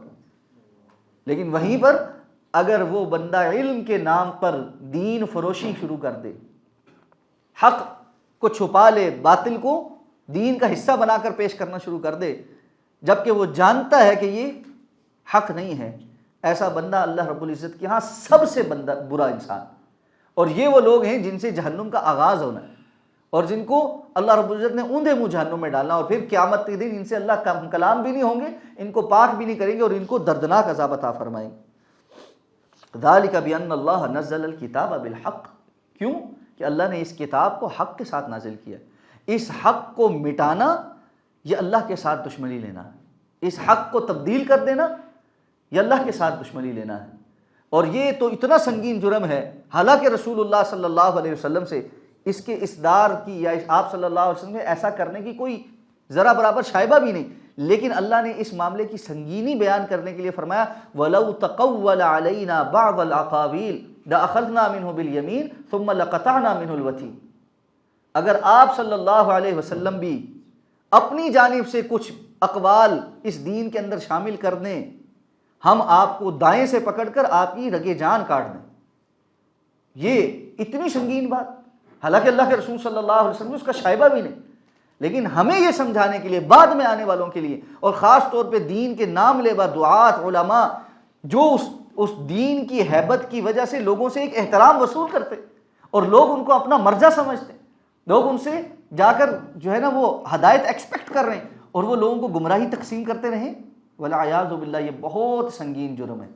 اور اسی میں یہ بات بھی شامل ہے کہ انسان علم نہ ہونے کے باوجود عالم بنا پھرتا رہے، اور جو کچھ جو ہے دل کرے وہ بیان کرتا پھرے۔ علم حاصل کرنا اور خالص علم حاصل کرنا، اور جس بات کا پتہ نہ ہو وہاں واللہ اعلم بالصواب کہہ دینا، اللہ ہی زیادہ بہتر جانتا ہے، اور لا ادری کہہ دینا۔ اسی لیے سلف کہتے تھے لا ادری نصف العلم، یہ کہہ دینا کہ مجھے نہیں پتہ یہ نصف علم ہے، آدھا علم یہی ہے۔ جی شیخ، عالم کا جو رتبہ حدیث میں آیا ہے، یہی رتبہ داعی کا بھی ہوتا ہے؟ اگر وہ عالم ہے تو پھر تو یقینی طور پہ وہ رتبہ ہے، اور اگر وہ صرف داعی ہے اور اس کے پاس گہرا علم نہیں، تو جتنا اس کے پاس علم ہے اس کو آگے پہنچانے کا ثواب تو ملے گا، لیکن پھر اس کے علمی تفاوت ہے، ٹھیک ہے نا۔ یرفع اللہ الذین آمنوا والذین اوتوا العلم درجات، اللہ تعالیٰ اہل ایمان کو بلند کرتے ہیں، اور جو لوگ علم دیے گئے ان کے درجات ہیں۔ وفوق کل ذی علم علیم، ہر عالم کے اوپر کوئی اور زیادہ علم رکھنے والا موجود ہے، اس لیے داعی ظاہر بات ہے ایک بنیادی علم تو رکھتا ہی، جس کی وہ دعوت دیتا آگے، ٹھیک ہے نا۔ تو یقیناً وہ یعنی علماء کی ایک فہرست میں تو شامل ہے، لیکن کس حد تک اس کے پاس علم ہے اور کتنا وہ اللہ کے نزدیک یعنی عالم ہے، یہ پھر ایک علیحدہ موضوع۔ علم کا تعین جو ہے ویسے بڑا مشکل کام نہیں ہے، مطلب کس طرح ہم کہہ سکتے ہیں کہ کوئی شخص عالم ہے؟ اگر کسی شخص نے کتاب و سنت کا علم علماء کے پاس بیٹھ کر سیکھا، جس میں اس کو کتاب و سنت کے بنیادی اصول، ضوابط اور جو اس کے احکامات ہیں، فرائض ہیں اور نواہی ہیں اس کا علم ہو گیا، تو وہ ایک حد تک عالم ہو گیا۔ اب اس کے بعد اس کے اندر مزید، اب تو زیادہ بات ہے اسپیشلائزیشنز بھی آ گئیں اور گہرائی بھی آ گئی، جس کے پاس جتنی زیادہ کتاب و سنت کی دلائل جس کو یاد ہیں، جس کو استحضار ہے، اور جو مسائل کو کی جو ہے نا گہرائی کو جانتا ہے، اتنا زیادہ وہ عالم ہے۔ اور جس کے پاس اس میں جتنا کم ہے وہ اتنا کم عالم۔ علم کے درجات تو بہرحال ہیں۔ اب کتنے ایسے لوگ ہیں جن کے پاس دنیاوی ڈگری تو ہے علم کا، یعنی عالم ہونے کی ڈگری ہے، جس کو آج ہم فی زمانہ عالم ہونے کے لیے کیا کہتے ہیں، آپ کے پاس درس نظامی کی ڈگری ہونی چاہیے 8 سال کی مدرسے کی، تو آپ عالم کہلانے کے حقدار تو بن جاتے ہیں نا، ایک یعنی سو کالڈ معیار کے مطابق تو، لیکن علم بالکل پتلی گلی سے بھی نہیں گزرا ہوتا، ٹھیک ہے۔ اس لیے وہ کرائٹیریا نہیں ہے کہ جی صرف جو ہے نا کہ عالم کون ہے، علم علم ہے۔ لیکن اس علم کے اندر عمل بھی شامل ہوگا۔ ایک بندے کو عالم کہنے کے لیے جتنا اس نے علم لیا ہے، اگر وہ عالم عمل نہیں کر رہا اس پہ تو کیا پھر تو ڈبل وعید ہے، پھر تو سخت مسئلہ ہے، ٹھیک ہے نا۔ ماذا عمل فیما علم، یہ تو سوال ہونا ہے نا، جتنا علم تھا اس کے مطابق عمل کیا کیا ہے۔ تو عالم دیکھیں ایک چیز ذہن میں رکھیں، جس کے پاس جتنا بڑا مقام مرتبہ ہے اس کے پاس اتنی بڑی ذمہ داری بھی ہے، اس سے سوال بھی اتنا ہی بڑا ہے۔ تو اگر عالم کو اتنی فضیلت حاصل ہے تو یہ تو نہیں ہے نا کہ وہ جو کچھ مرضی کرتا رہے، بس علم تو ہے نا، یہ نہیں، اس علم کے مطابق عمل کیا کیا اللہ نے پوچھنا ہے، اس لیے اس پہ تو ذمہ داری بہت زیادہ ہے۔ تو علم ایک بھاری ذمہ داری ہے، یہ چھوٹی ذمہ داری نہیں۔ اور اسی لیے عام بندے کی غلطی اور عالم کی غلطی یہ بھی فرق ہے۔ ایک عام بندہ غلطی کرتا ہے اپنے لیے غلطی کرتا ہے، ایک عالم غلطی کرتا ہے اس کے پیچھے پتہ نہیں کتنے گمراہ ہو جاتے ہیں، والعیاذ باللہ، اللہ محفوظ فرمایا نیکی یہ نہیں ہے کہ تم اپنا منہ مشرق اور مغرب کی طرف کر لو، یعنی صرف کھڑے ہو کر ظاہری عبادات کرتے رہو اور جو ہے نا اس کو سمجھ لو کہ یہ بس ہم اللہ کو راضی کر رہے ہیں، جس طرح آج بہت سارے لوگوں نے مختلف ظاہری حرکتوں کو نیکی کا تصور سمجھ لیا ہے۔ کوئی جو ہے نا کرامات یہ بیان کر رہا ہے کہ کچے دھاگے سے ہمارا جو شیخ صاحب تھے وہ اتنے سال کنویں میں لٹکے رہے۔ کیا کر رہے تھے بھائی کنویں میں لٹک کے؟ عامت الناس کو اس سے کیا فائدہ ہوا؟ دین کی کتنی تبلیغ ہوئی؟ اور یہ ساری جو ہے نا وہاں پر ایک بزرگ ہیں جو ایک پاؤں پہ کھڑے ہیں، چلہ کاٹ رہے ہیں، تو ایک پاؤں پہ کھڑے ہونے کی سزا ان کو کس نے دی ہے؟ کس لیے کر رہے ہیں یہ چلہ؟ اس سے کیا فائدہ حاصل ہو رہا ہے؟ اور جی ایک ابھی کچھ دن عرصہ پہلے آپ نے وہ بندے کے دیکھا ہوگا کہ جی ایک پیر صاحب میں وہ قبر کے اندر چلہ کاٹنے کے لیے جو ہے نا وہ چلے گئے ہیں، اور بعد میں ان کو نکالا تو پتہ لگا وہ سائڈ سے سرنگ بنی ہوئی تھی، ساری سپلائی چین ان کی چلتی تھی، ٹھیک ہے۔ یہ اس قسم کی جو باتیں ہیں نا یہ دین نہیں، یہ دین کے نام پہ استہزاء ہے، ٹھیک ہے۔ اللہ نے فرمایا یہ دین نہیں ہے کہ تم مشرق مغرب کی طرف منہ کر کے جو کچھ مرضی کرتے رہو۔ میں اکثر اس کا تذکرہ کرتا ہوں، ہمارے یہاں بڑا معروف ہے، ناچ کے یار یار منا رہے ہیں جی، دمالے ڈال ڈال کے اللہ کو راضی کر رہے ہیں اپنی مرضی کی۔ یہ ترکی میں جو ہے وہ ٹوپی والے اور گول گول گھومنے والے صوفی بھی ہیں، فراقے پہن کے وہ گول گول گھوم رہے ہیں اور سارا ٹائم جو ہے نا وہ اس طرح نفس کو مار رہے ہیں۔ یہ نیکی کا کوئی تصور نہیں، ٹھیک ہے نا۔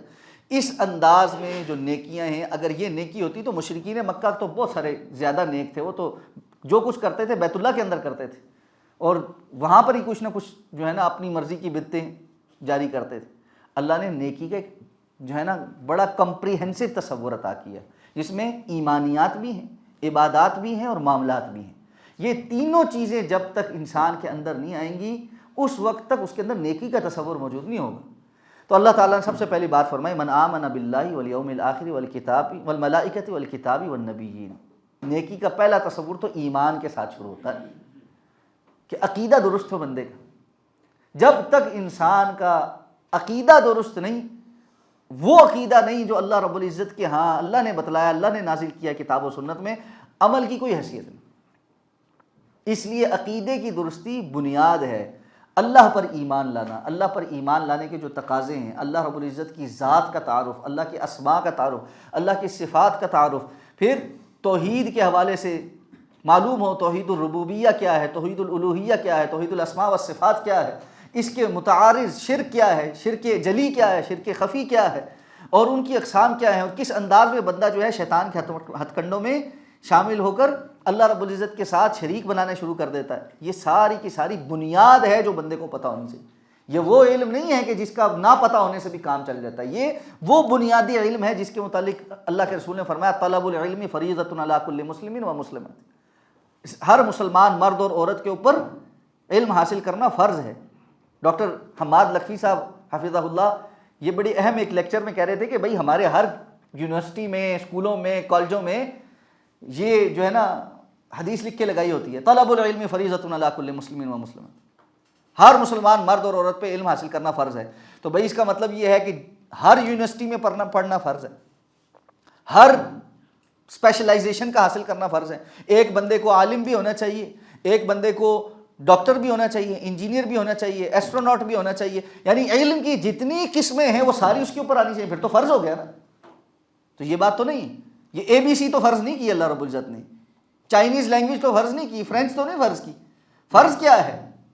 فرض صرف وہ علم ہے جو کتاب و سنت میں اللہ نے بنیادی علم نازل فرمایا ہے، اس کی بھی تفصیل نہیں، وہ بنیادی علم جس کے بغیر نجات کا کوئی تصور نہیں، اور اس میں سب سے بنیاد ایمانیات کی ہے، اور اس ایمانیات میں بھی سب سے پہلی اور بنیادی چیز اللہ کا تعارف ہے، اور اللہ رب العزت کی توحید کا اقرار اور اس کی سمجھ، وہ حاصل کرنا بڑا ضروری۔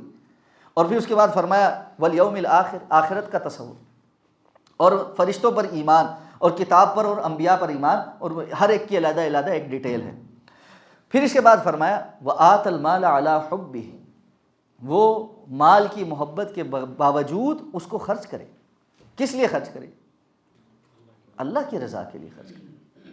اب ہمارا مسئلہ کیا ہے؟ ہم خرچ تو کر دیتے ہیں، لیکن ساتھ ہی یہ کہتے ہیں اس کو میں نے اتنا فیسیلیٹیٹ کیا، میرا موقع آیا تو اس نے فوری طور پہ آنکھیں پھیر لی، ہمارا وقت آیا تو یہ آنکھیں پھیر لیتے ہیں، ہم ہمیشہ اچھا کرتے ہیں، ہمارا وقت آتا ہے یہ ہمارے ساتھ برا کرتے ہیں۔ نیکی کا تو زمانہ ہی نہیں رہا۔ تو میرے بھائی، جو زمانے کے لیے اور لوگوں کے لیے نیکی کر رہا تھا اس کے لیے تو کچھ نہیں رہا، لوگ ایسے ہی۔ جو اللہ کے لیے نیکی کر رہا تھا اس کے لیے تو ہر دور میں نیکی کا زمانہ ہے، اس کے لیے تو اللہ کے ہاں اجر محفوظ ہے۔ ان اللہ لا یضیع اجر المحسنین، اللہ محسنین کا اجر ضائع نہیں کرتا۔ جو ذرہ برابر نیکی کی ہوگی وہ بھی اللہ رب العزت کے ہاں محفوظ ہے، ذرہ برابر برائی کی ہوگی وہ بھی اللہ کے ہاں محفوظ ہے۔ اس لیے یہ جو تصور ہے کہ میں نے فلاں پر، اور اکثر اوقات یہ بات رشتہ داری میں آتی کہ میں رشتہ داروں پر خرچ کرتا ہوں، جب میری باری آتی ہے تو وہ تو نہیں خرچ کرتے، میں مہمان نوازی کرتا ہوں، جب ان کی میری باری آتی ہے وہ میری مہمان نوازی نہیں کرتے، میں ان کے مشکل وقت میں ان کے ساتھ ڈھارس بندھانے کے لیے کھڑا ہوتا ہوں، وہ میرے مشکل وقت میں تو ڈھارس بندھانے کے لیے کھڑا نہیں ہوتے، میں ان کے گھر جاتا ہوں وہ میرے گھر نہیں آتے، میں ان کے بچے بچیوں کی معاملات میں آسانیاں پیدا کرتا ہوں، وہ میرے بچے بچیوں کی مخالفت کر رہے ہیں۔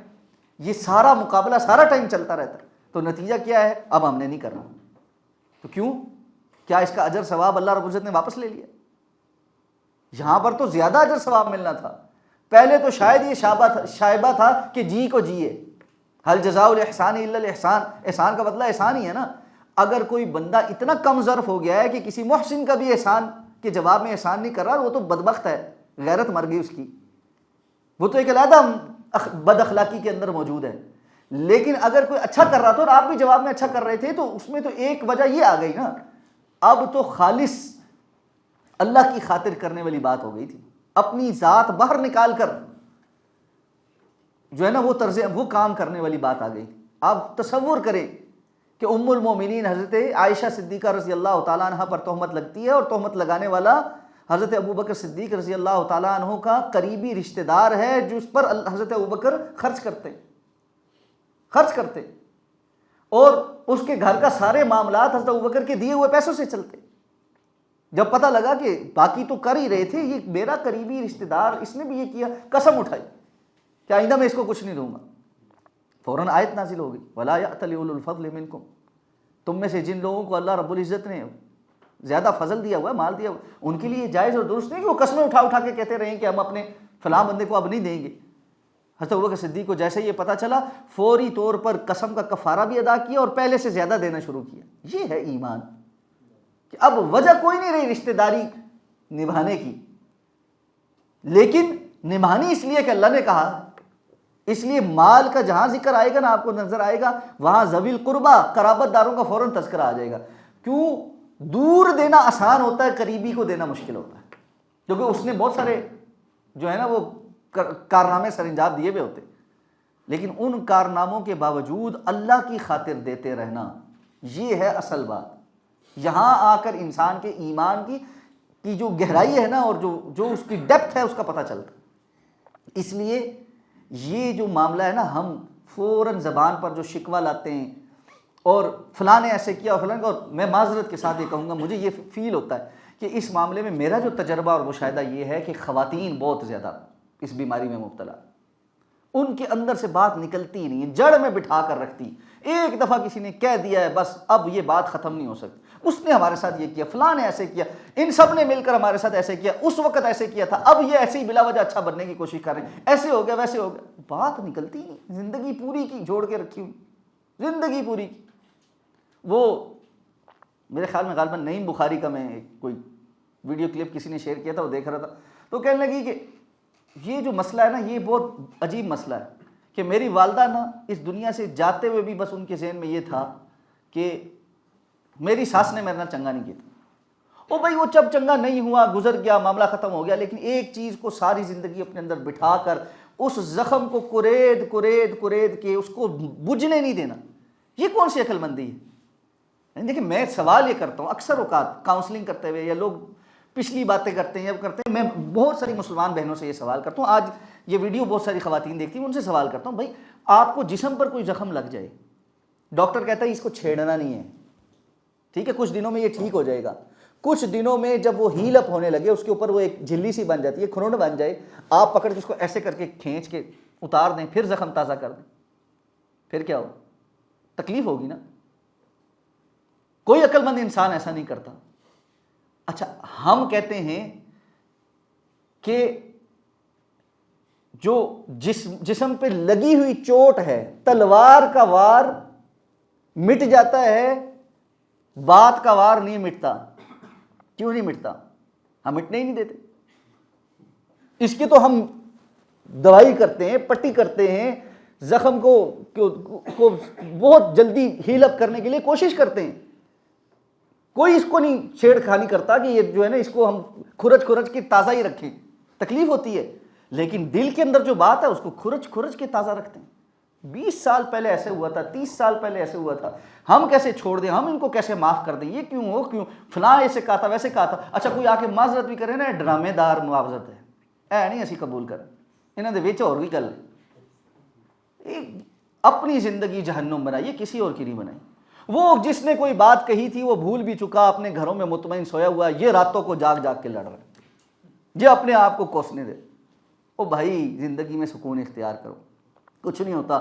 وہ ایک مضمون بڑا کئی سال پہلے پڑھا تھا کہیں، بچپن میں تو نہیں ہے، تھوڑی بڑی عمر میں، کہ انہوں نے کہا کہ وہ جو ہے نا گاربیج ٹرک نہ بنے. تو گاربیج ٹرک بننے کا کیا مطلب ہے؟ جس طرح ایک گاربیج ٹرک ہوتا ہے نا، وہ پورے شہر میں پھرتا ہے یا محلے میں پھرتا ہے، اور جس گھر کا جو کوڑا ہے وہ اس کے اندر پھینک دیا جاتا ہے، اور آخر میں وہ ایک بڑا کوڑے دان ہوتا ہے. اسی طرح ہر ایک بندے کے اندر بد اخلاقی کا کوڑا موجود ہے. وہ آ کر تھوڑا سا آپ کے اندر انڈیلتا ہے، آپ اس کو اپنے اندر سمیٹ لیتے ہیں. پھر دوسرا آتا ہے، وہ آپ کے اندر انڈیلتا ہے، آپ اس کو بھی اپنے اندر سمیٹ لیتے ہیں. نتیجہ یہ ہے صبح سے شام تک جتنے لوگ ملے ان کا گند آپ نے اپنے اندر سمیٹا، شام کو آپ کے اندر سے خوشبو آئیں گی؟ نہیں آ سکتی.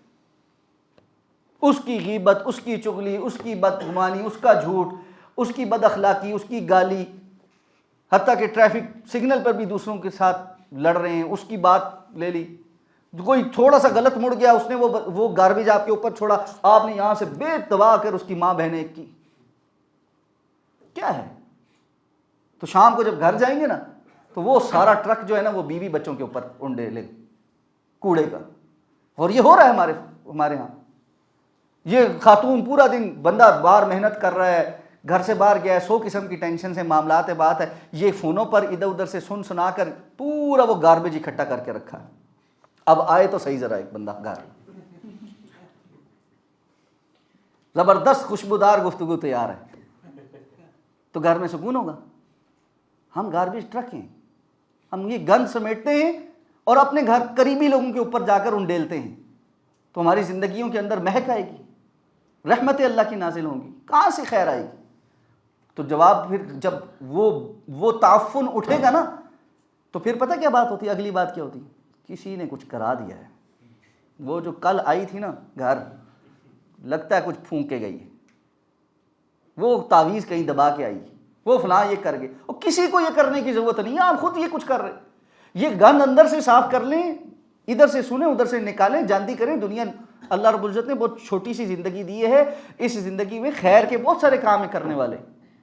یہ جو جاندی کرنا ہے نا، دل کو صاف کرنا ہے، سکون کا اختیار کرنا ہے، یہ بہت اہم ہے زندگی میں. اگر یہ کرنا نہیں آتا پھر آپ کی زندگی کوئی اور آپ کا دشمن نہیں ہے، آپ سب سے بڑے اپنے خود دشمن ہیں. وَآتَ الْمَالَ عَلَىٰ حُبِّهِ ذَوِي الْقُرْبَىٰ، مال کی محبت کے باوجود سب سے پہلے قرابت داروں کو. پھر وَالْيَتَامَىٰ، یتیموں کو دو. اور یتیم کون ہے؟ جو ابھی نابالغ ہے.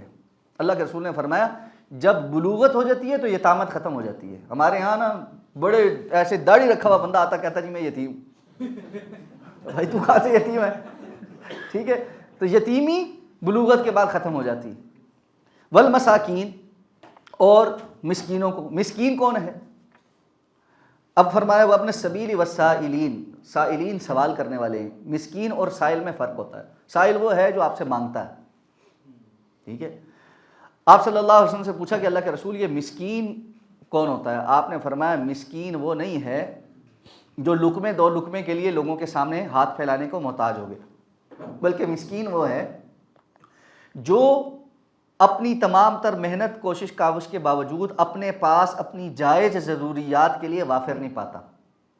جیسے جاب کر رہا ہے، جتنی اس میں صلاحیت ہے، کاروبار کرتا ہے چھوٹا موٹا، لیکن اتنا نہیں اللہ نے اس کو وسعت دی کہ اگر کہیں بیماری آ گئی ہے تو اپنے گھر والوں کی علاج کرا سکے، اپنے بال بچے کی جائز جو تعلیمی ضروریات ہیں ان کا پورا کر سکیں.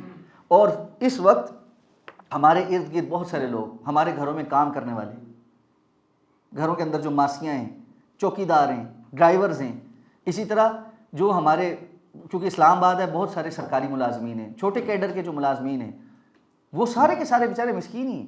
ان کی جائز ضروریات نہیں پوری ہوتی، الا یہ کہ ان میں سے کوئی مسکین جو ہے نا وہ ھذا من فضل ربی والا مسکین، کہ جو کچھ جیب میں ڈالتے جاتے ہیں اللہ معاف کرے، والعیاذ باللہ، اللہ ہم سب کو محفوظ فرمائے حرام سے. تو مسکین وہ ہے. وابن السبیل، اور مسافر. یہ مسافر جو ہے یہ بھی بڑا اہم ایک وہ ہے. ہمارے ہاں اب وہ تصور ہی ختم ہو گیا. ہمارے یہاں کو مسافر آ جائے ہم کہتے ہیں یہ کیوں آ گیا. مسافر جو ہے نا اس کا اکرام کرنا، یہاں تک کہ اگر مسافر اپنے علاقے میں امیر ہی کیوں نہیں ہے، یعنی وہاں پر تو امیر تھا، یہاں اگر اس کو ضرورت پڑ گئی تو اس کو زکوٰۃ بھی دی جا سکتی. اس لیے مسافروں کا خیال کرنا. وفی الرقاب، اور گردنیں آزاد کرانے میں. گردنیں آزاد کرانے میں بہت ساری تفصیل بیان کر دی علماء نے. ایک تو معاملہ یہ ہے کہ بندہ کسی غلام کو آزاد کروائے. فی زمانہ اب غلامی کا وہ تصور نہیں رہ گیا، لیکن آج کے زمانے میں وہ لوگ جو جیلوں میں ناحق قید پڑے ہوئے ہیں ان کے اوپر جرمانے لگے ہوئے ہیں، ان کے جرمانے ادا کرنا. اسی طرح وہ لوگ جو کسی کے ہاں مقروض ہو گئے، اتنے مقروض ہو گئے کہ باہر ہی نہیں نکل پاتے اس قرض کے دھندے سے، وہ بھی گردن پھنسی ہوئی ہے، اس گردن کو آزاد کرانا یہ بھی اس کے اندر داخل ہے. اب فرمایا وَأَقَامَ الصَّلَاةَ، اور وہ نماز کو قائم کرتے ہیں. وَآتَ الزَّكَاةَ، اور زکوٰۃ کو ادا کرتے ہیں. یہاں ایک نقطہ مفسرین نے بیان کیا ہے کہ اوپر مال خرچ کرنے کا علیحدہ حکم دیا ہے اور نیچے زکوٰۃ ادا کرنے کا علیحدہ حکم دیا ہے. اس سے یہ پتہ چلتا ہے کہ بندہ صرف اس پہ مطمئن نہ ہو کہ میں نے فرض زکوٰۃ ادا کر دی ہے اور بس میرا تو ذمہ داری پوری ہو گئی. فرض زکوٰۃ وہ تو ایک فرض ہے نا، اس سے اوپر اپنے مال میں جتنی اللہ نے توفیق دی ہو دوسروں کے لیے حق نکالنا. وَالْمُوفُونَ بِعَهْدِهِمْ إِذَا عَاهَدُوا، جب وہ عہد کرتے ہیں تو اپنے عہد کی پاسداری کرتے ہیں. اور یہ معاملہ تو ایسا ہے کہ اللہ اکبر، ہمارے ہاں نیکی کا یہ تصور تو موجود ہی نہیں. ہمارے ہاں وہ کوئی، میں کسی سے ڈیل کر رہا تھا تو اس کو میں نے کہا کہ یہ کیش کی میں ڈیل کروں گا، ٹائم کی نہیں کروں گا. اس نے کہا تو ہماری تو کیش کی 15 دن کی ہوتی ہے نا. ہم جب یہ کہتے ہیں کہ کیش کی ڈیل کر رہے ہیں تو 15 دن میں پیمنٹ کرنی ہوتی ہے. یہ انڈرسٹوڈ ہے. یہ کیا بات ہوئی بھائی؟ یہ بات آپ یہ کر رہے ہیں کہ نقد و نقد کی بات ہوگی اور آپ اس کے بعد کہتے ہیں جی اچھا نہیں میں نقد نہیں دے رہا، میں تو 15 دن بعد دوں گا. جو عہد و پیمان ہے اس کو پورا کرنا. اور یہ عہد و پیمان جو ہے نا اس کا بڑا وسیع تصور ہے. ہم زندگی میں مختلف معاملات میں عہد و پیمان کرتے ہیں. ایک عہد و پیمان ہمارا اللہ کے ساتھ ہے، پھر ایک عہد و پیمان ہمارا اپنے والدین کے ساتھ ہے، پھر ایک عہد و پیمان میاں بیوی کے درمیان ہے، پھر ایک عہد و پیمان اولاد اور گھرانے کے سربراہ کے درمیان ہے، پھر ایک عہد و پیمان ہمارا معاشرے کے ساتھ ہے، اپنی کمیونٹی کے ساتھ ہے، اپنے ملک کے ساتھ ہے. ہر کسی کے ساتھ ایک عہد و پیمان ہے. کون کہاں پورا اتر رہا اس میں. بڑا آسان کام ہے جی، یہی چل رہا ہے، بس یہی فیشن میں یہی، کیا کریں. اور بہت مرتبہ ایسا ہی ہے کہ اس طرح کے حالات ہیں کہ آپ اس سے بچ ہی نہیں سکتے، کیونکہ سب نے ایک روٹین اختیار کی ہوئی. وَالْمُوفُونَ بِعَهْدِهِمْ إِذَا عَاهَدُوا، اپنے عہد پر جب وہ عہد کر لیں تو پورا اترتے ہیں. وَالصَّابِرِينَ فِي الْبَأْسَاءِ، اور وہ صبر کرنے والے ہیں کس میں؟ فِي الْبَأْسَاءِ وَالضَّرَّاءِ، جو تنگ دستی میں اور تکلیف میں صبر کرنے والے ہیں. بأس جو ہوتا ہے نا، یہ ہوتا ہے جب بندہ مالی طور پر تنگی میں آ جائے. ضراء ہوتا ہے جب بندہ جسمانی طور پر بیماری میں آ جائے. تو وہ صبر کرنے والے ہیں جب مالی تنگی آ جائے یا جسمانی تکلیف آ جائے، دونوں میں صبر کرنے والے. اب صبر کیا ہے؟ صبر یہ نہیں ہے کہ انسان کو تکلیف محسوس نہیں ہوتی، تکلیف تو محسوس ہوتی ہے، لیکن وہ اپنے عمل میں اور اپنی زبان سے کوئی ایسی بات نہیں اختیار کرتا جو اللہ کو ناراض کرنے والی. یہ ہے صبر جمیل. صبر بلا شکوہ، ایسا صبر جس میں شکوہ نہ ہو، وہ صبر جمیل. یہ شکوے جو ہے نا ہر جگہ، او جی بس گئے ہمیں، بس نہ بدحالی نے ہمارا گھر کا رستہ دیکھ لیا ہے، اور جی بڑے اچھے وقت ہوتے تھے اب تو کچھ رہا نہیں، یہ نہیں، سب سارا ٹائم روتے ہی رہنا. ٹھیک ہے اچھا وقت تھا، اب تھوڑا سا تکلیف کا وقت آ گیا، تب اللہ کا شکر زبان پہ کیوں نہیں آ رہا؟ اور اللہ نے 100 قسم کی اور نعمتیں دی، ان پر اللہ کا شکر ادا کر لیں. لیکن یہ زبان پر شکوہ ہی شکوہ، شکوہ ہی شکوہ. اچھا اس سارے شکوے کو بیان کرنے کے بعد نہ پھر کہتے ہیں ساڈا تو اللہ ہی ہے. اچھا آپ کا اللہ ہی ہے؟ تو یہ جو اتنی دیر سے جو رونا تھا، پیٹنا تھا، گلے تھے، یہ کیا تھا؟ اللہ ہی ہے. یہ تو انسان کو سب سے پہلے خیال آنا چاہیے. اور جو انسان نے اپنے دل کی کیفیات بیان کرنی ہو، وہ بندہ اللہ کے سامنے آنسوؤں میں بیان کرے، تب اس کا اللہ ہے. تو کتنے لوگ ہیں اگر مال میں کمی لگ جائے یا جان میں تکلیف میں کمی ہو جائے تو وہ اٹھ کر 2 رکعت اچھے وضو کے ساتھ کر کے پڑھ کے سجدے میں اللہ کے سامنے 4 آنسو بہاتے، یا اللہ میرا یہ مسئلہ ہے، میری یہ پرابلم ہے. دور دور سفر کریں گے، لمبے فلاں جگہ، کیا ہے جی وہاں کو پہنچی سرکار ہے اس سے دعا کرائیں، وہاں جا کر چادر چڑھاتے ہیں نا تو دعا قبول ہو جاتی ہے، مراد پوری ہو جاتی ہے، فلاں ہو جاتا ہے. اتنے جھنجھٹوں میں پڑے ہوئے ہیں، لیکن اتنا کام نہیں کرنا کہ اٹھ کر وضو کر کے 2 رکعت پڑھ کے اللہ کے سامنے سجدے میں اس چیز کو بیان کیا جائے، اللہ کے سامنے ہاتھ اٹھائے جائے، جھولی اٹھائی جائے، یا اللہ میرا یہ مسئلہ ہے، مجھے یہ چاہیے، تو نے مجھے بڑا نوازا ہوا تھا، ابھی تھوڑی کمی لگ گئی، میرے مالک تو آسانی پیدا فرما دے. یہ جو کمی آ گئی ہے مجھے اس میں صبر اختیار کرنے کی توفیق عطا فرما دے، مجھے اس میں اجر عطا فرما دے. اجر کا تو کسی کو خیال ہی نہیں کہ صبر پہ اجر بھی ملتا. تو یہ جو صبر ہے نا، اس کے لیے اللہ سے توفیق بھی مانگیں اور اس کو اختیار بھی کریں.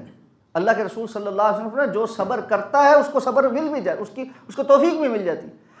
کرنا تو پڑتا ہے نا پہلے. ایک بندہ صبر کر ہی نہیں رہا، وہ کہتا مجھے صبر نہیں آ رہا. بھائی یہ کیا بات؟ آپ کریں گے تو صبر آئے گا نا، بغیر کیے تو صبر نہیں آ سکتا. ایک بندہ سامنے کھانا پڑا، کھا ہی نہیں رہا اور کہتا میری بھوک نہیں مٹتی، تو آپ کیا کہیں گے؟ لگائیں گے، کہیں گے بھائی کھاؤ گے تو بھوک مٹے گی. یہ کون سا اصول ہے کہ آپ کھانا کھائیں ہی نہ اور کہیں گے میری بھوک مٹ جائے، پانی پیے ہی نہ اور کہیں گے میری پیاس مٹ جائے؟ ایسا نہیں ہو سکتا. تو اسی طرح صبر کریں گے تو صبر آئے گا. جب صبر کرنا ہی نہیں، جب جزا فضائی کرنی ہے، ہر بات میں رونا پیٹنا ہی ہے، ہر بات میں بولنا ہی ہے، تو پھر کہاں سے صبر ہے؟ پھر یہ سب کو صبر نہیں ہے، پھر صبر نہیں ہے.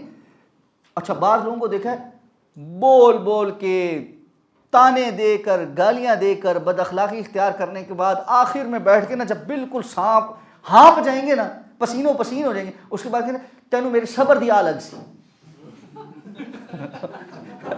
اور بھائی یہ کیڑا صبر تھا جس کی آ لگے گی؟ یہ کوئی صبر نہیں، یہ کوئی صبر نہیں. اس لیے والصابرین فی البأساء والضراء وحین البأس. حین البأس جب کوئی جنگ ہو جائے، تکلیف آ جائے، لڑائی آ جائے. اسلام کی خاطر بہت مرتبہ ایسے حالات بھی ہو جاتے کہ جہاں آپ کو جنگوں کے اندر بھی اترنا پڑتا ہے، میدانوں میں بھی اترنا پڑتا ہے. اب مسئلہ کیا ہے؟ ہم تو وہن کی بیماری میں ہیں نا. اللہ کے رسول نے فرمایا تھا حب الدنیا و کراہیت الموت، دنیا کی محبت اور موت سے کراہت. مر نہ جائیں، بس سب کچھ بیچ دیں، عزت، غیرت، ملک، جو کچھ چاہیے وہ سب کچھ ہم جو ہے نا گروی رکھوا دیں، مر جائیں گے، بس اس سے بچ جائیں. تو کب تک جئیں گے؟ کب تک جئیں گے؟ وہ جس نے سارے پاکستان کو گروی رکھ کے امریکہ کو اڈے دے کر سارا کچھ کیا تھا نا، مر وہ بھی گیا آخر میں، جی لیا، کیا ہوا؟ اس لیے ہمت طاقت کے ساتھ بندہ صبر کے ساتھ اللہ پر بھروسہ کرتے ہوئے اگر میدان میں اترنا پڑ گیا تو پھر عزیمت کے ساتھ اترے، اسلام کے لیے ثابت قدمی دکھائے، یہ نہیں کہ سارا وقت مرنے سے ڈرتا ہی رہے۔ یہ موت کا ڈر جو ہے نا، یہ مومن کے اندر نہیں ہوتا، مرنا تو اس نے ایک دن ہے ہی ہے، لیکن اللہ کے راستے میں چلتے ہوئے اس کو موت آ جائے، اس سے بڑی اچھی موت اور کیا ہو سکتی ہے؟ شہادت نصیب ہو جائے، اس سے اچھا کیا ہو سکتا ہے؟ مسئلہ یہ ہے کہ فی زمانہ شہادت کا تو نام لینا ہی جو ہے وہ شجر ممنوع ہو گیا۔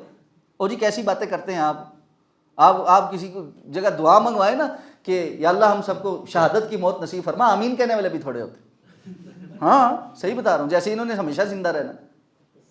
تو بھائی اس لیے یہ جو ایک ڈر اندر بٹھایا نا، مر جاؤں گا۔ ایک بندہ آیا، نوجوان ساتھی تھا، میں نے کچھ کاؤنسلنگ لینی، آج ہاں جی آ جاؤ کاؤنسلنگ لو، کیا کرنا؟ مجھے ڈر بڑا لگتا ہے۔ کس چیز سے ڈر لگتا ہے؟ کہتا مرنے سے ڈر لگتا ہے۔ میں نے کہا تم جس دن مرو گے اس دن تو مرو گے، لیکن جو روزانہ مر رہے ہو اس کا کیا؟ کہنا کیا مطلب؟ میں نے کہا یہ جو سارا ٹائم تم نے ایک ڈر اپنے اوپر ڈالا ہوا ہے کہ میں مر جاؤں گا، یہ تو موت سے پہلے موت ہے نا۔ جس دن مر رہا ہے اس دن تو مر رہا ہے، وہ تو شام زمین پہ نہیں گزاری جا سکتی، وہ صبح زمین پہ نہیں گزاری جا سکتی، وہ زمین کے اندر ہی ہے۔ جب اللہ نے لکھا ہے زمین کے اندر جانا، جانا ہی ہے۔ تو یہ جو موت سے ڈر ہے نا، یہ نہیں ہونا چاہیے۔ ہاں موت کے بعد کے احوال میں تیاری نہ کر کے جانے پر ضرور ڈر ہونا چاہیے۔ تو اصل ڈر اسی کا ہے جس کی تیاری نہیں ہے۔ جس کی تیاری ہے اس کو ڈر نہیں ہوتا، اس کے اندر تھوڑی سی خود پت سی ہوتی ہے بس۔ وہ جو حضرت عائشہ نے کہا تھا نا اللہ کے رسول ہمیں سے مرنا تو کوئی نہیں چاہتا نا، ٹھیک ہے، آپ نے فرمایا اس کی بات نہیں ہو رہی، ٹھیک ہے۔ یہ جو موت کی کراہیت ہے نا، یہ اس کو ہے جو جب موت فرشتہ آ کر بیٹھے گا نا، تب روح نکلنی نہیں چاہے گی، وہ جسم کے اندر اور گھسے گی، اور فرشتے اس کو مار مار کر زبردستی کھینچ کر پھاڑ کر نکالیں گے، اور وہ اللہ کی ملاقات سے کراہیت رکھتا ہوگا، اللہ اس کی ملاقات سے کراہیت رکھتے ہوں۔ اور مومن کے موت کا وقت ایسا ہے کہ فرشتے آئیں گے، اس کی روح بڑی آسانی کے ساتھ جسم سے نکلے گی، اور وہ اللہ کی ملاقات کا شوق رکھتا ہوگا، اللہ اس کی ملاقات کا شوق رکھتے ہیں۔ اس لیے میدانوں میں اگر اترنا پڑ جائے تو ثابت قدمی کے ساتھ اترنا۔ اللہ کے رسول نے فرمایا جنگ کی تمنا نہ کرو، لیکن اگر وہ سامنے آ جائے تو فثبتوا، پھر ثابت قدم رہو۔ پھر یہ ڈرنا کہ جی مر جائیں گے ہائے ہائے کیا ہوگا، یہ ہائے بھائی نہیں ہے مسلمان۔ تو فرمایا اولئک الذین صدقوا، یہ ہیں جن کا نیکی کا تصور سچا ہے، یہ ہیں سچے لوگ۔ یہ جو اللہ نے فرمایا نا وَكُونُوا مَعَ الصَّادِقِينَ، تم سچوں کے ساتھ رہو، یہ وہ ہیں جن کی زندگی میں ہر ناحیے کے اندر اس انداز میں نیکی کا تصور موجود ہے۔ اب فی زمانہ ایک اور بڑا مسئلہ بھی ہے، نیکی کا تصور بھی اپنا اپنا ہے۔ کچھ لوگوں نے صرف مخصوص حلیے، مخصوص تسبیح، صبح و شام کی کچھ مخصوص قسم کے اذکار جو سنت میں بھی نہیں، وظیفوں کو نیکی سمجھ لیا، بس وہ اسی کو سب کچھ کرتے۔ ان کا قلب بھی جاری ہو گیا ہے، وہ نمازیں بھی نہیں پڑھتے، وہ کہتے ہیں جی نماز تو تزکیے کے لیے تھی، ہم نے پہلے ہی تزکیہ کر لیا، ہمارا دل صاف ہو گیا، مرشد کی نگاہ ہو گئی، فلاں ہو گیا، ایسے ہو گیا ویسے ہو گیا۔ مجھے بھی، یا آپ اگر یہ اس کو مذاق سمجھتے ہیں، چند دن پہلے مجھے ایک خاتون کا میسج آیا، وہ سخت پریشان تھی، کہنے لگی میرے شوہر جو ہے وہ نمازی پرہیزگار آدمی تھے، لیکن کچھ عرصے سے انہوں نے نمازیں پڑھنی چھوڑ دی، روزے رکھنے چھوڑ دیے۔ کہتے میں نے ان سے بہت زیادہ بحث تمیز کرنی شروع کی تو انہوں نے کہا کہ میرے شیخ نے مجھ پر نگاہ کر دیا، میرا دل جاری ہو گیا، میرا قلب جاری ہو گیا، میری نمازیں میرے روزے سارے میرے تسبیح پہ ہیں، مجھے اب کسی اور چیز کی ضرورت نہیں، میں شریعت سے باہر تھا، طریقت میں چلا گیا۔ والعیاذ باللہ، یعنی اللہ کے رسول صلی اللہ علیہ وسلم آخری وقت تک نماز کی تلقین کرتے رہے، صحابہ کرام پڑھتے رہے، اور آپ صلی اللہ علیہ وسلم نے اپنے لیے اور صحابہ کرام کے لیے وہ مقام نہیں بتایا کہ جی ہمیں تو ہمارا تو تزکیہ ہو گیا، ہمارا قلب جاری ہو گیا، اب ہمیں کسی اور چیز کی ضرورت نہیں۔ آپ تو وہ ہیں جن کا قلب کاٹ کر جبریل امین نے اس کو صفائی کر دی تھی، اس سے اوپر مقام کس کو ملنا ہے؟ پھر بھی آپ نمازیں پڑھتے رہے، تو یہ کون سا دین ہے؟ یہ جھوٹا دین۔ اس لیے فرمایا یہ جو تصور ہے نا کہ جی بس ایک خاص قسم کا، وہ جو اقبال نے کہا تھا کہ مست کر دو ان کو ذکر و فکر و صبح و گاہی میں، پختہ تر کر دو ان کو مزاج خانقاہی میں۔ یہ مست ہیں، ذکر فکر صبح و گاہی، بس اٹھنا ہے اور ایک خانقاہ کے اندر بیٹھا رہنا، معاشرے میں دین کا بیڑا غرق ہو رہا ہے، لوگ حرام کے اوپر چل رہے ہیں، ان کو کوئی فکر نہیں، بس ٹھیک ہے ایک رہبانیت کی زندگی، کٹیا کے اندر بیٹھے ہیں، بس ٹھیک ہے بات ختم، بھنگ پی پی کے جو ہے وہ ناچ ناچ کے اللہ کو راضی کر رہے ہیں۔ یہ عجیب دین کا تصور۔ دوسری طرف ایک اور بالکل عجیب دین کا تصور ہے کہ نہ عبادت کا کوئی ذوق ہے، نہ روزہ ہے، نہ کسی اور چیز کا پتہ ہے، نہ حال حلیے سے پتہ لگتا ہے کہ بندہ مسلمان ہے، کافر ہے، کون ہے، ہندو ہے، کدھر کا رہنے والا ہے، کچھ پتہ نہیں چلتا، کڑے بھی پہنے، مندریاں بھی ڈالی ہیں، سب کچھ کیا ہوا ہے، لیکن اس سے آپ پوچھو بھی دین کا تصور کیا، وہ کہتے ہیں جی انسانیت کی خدمت دین کا تصور، جانوروں کی خدمت دین کا تصور، یہ جا کے جو ہے نا جانوروں کے حقوق کے لیے مظاہرے بھی کرتا ہے اور فلاں بھی کرتا ہے، اس کے لیے سارا وقت نکالنے والا، اس کے پاس دن میں اللہ کے سامنے ایک نماز پڑھنے کا ٹائم نہیں. تو ہر کسی کی اپنی ایک جو ہے نا افراط اور تفریط بنی ہوئی ہے. یہ کوئی افراط تفریط والا دین نہیں. لیس البر ان تولوا وجوہکم قبل المشرق والمغرب. یہ نیکی کے جو تصور ہم نے بنا لی اپنے اپنے، یہ اللہ کے ہاں کوئی تصور نہیں. یہ بیلنسڈ ہے، یہ دین ہے، یہ دستور حیات ہے، یہ پوری زندگی کا ایک اصول ضابطہ ہے. اس کے بغیر دین کا کوئی تصور نہیں اگر یہ سارے ڈائمنشنز میں نہیں ہیں. تو فرمایا اولئک هم المتقون، یہ ہیں جو تقوی اختیار کرنے والے ہیں، اللہ کے پرہیزگار، وہ لوگ جو اللہ رب العزت، جن کے لیے اللہ رب العزت نے جنتوں کے وعدے کیے ہیں، جو اس کتاب سے بھی ہدایت حاصل کرتے ہیں. یہ وہ لوگ ہیں جو اس تصور کے ساتھ دین کو اپنی زندگی میں اپلائی کرتے ہیں. اللہ ہمیں اس تصور کے ساتھ دین کو اپلائی کرنے کی توفیق عطا فرما دے. سبحانک اللہم و بحمدک، نشہد ان لا الہ الا انت، نستغفرک و نتوب الیک.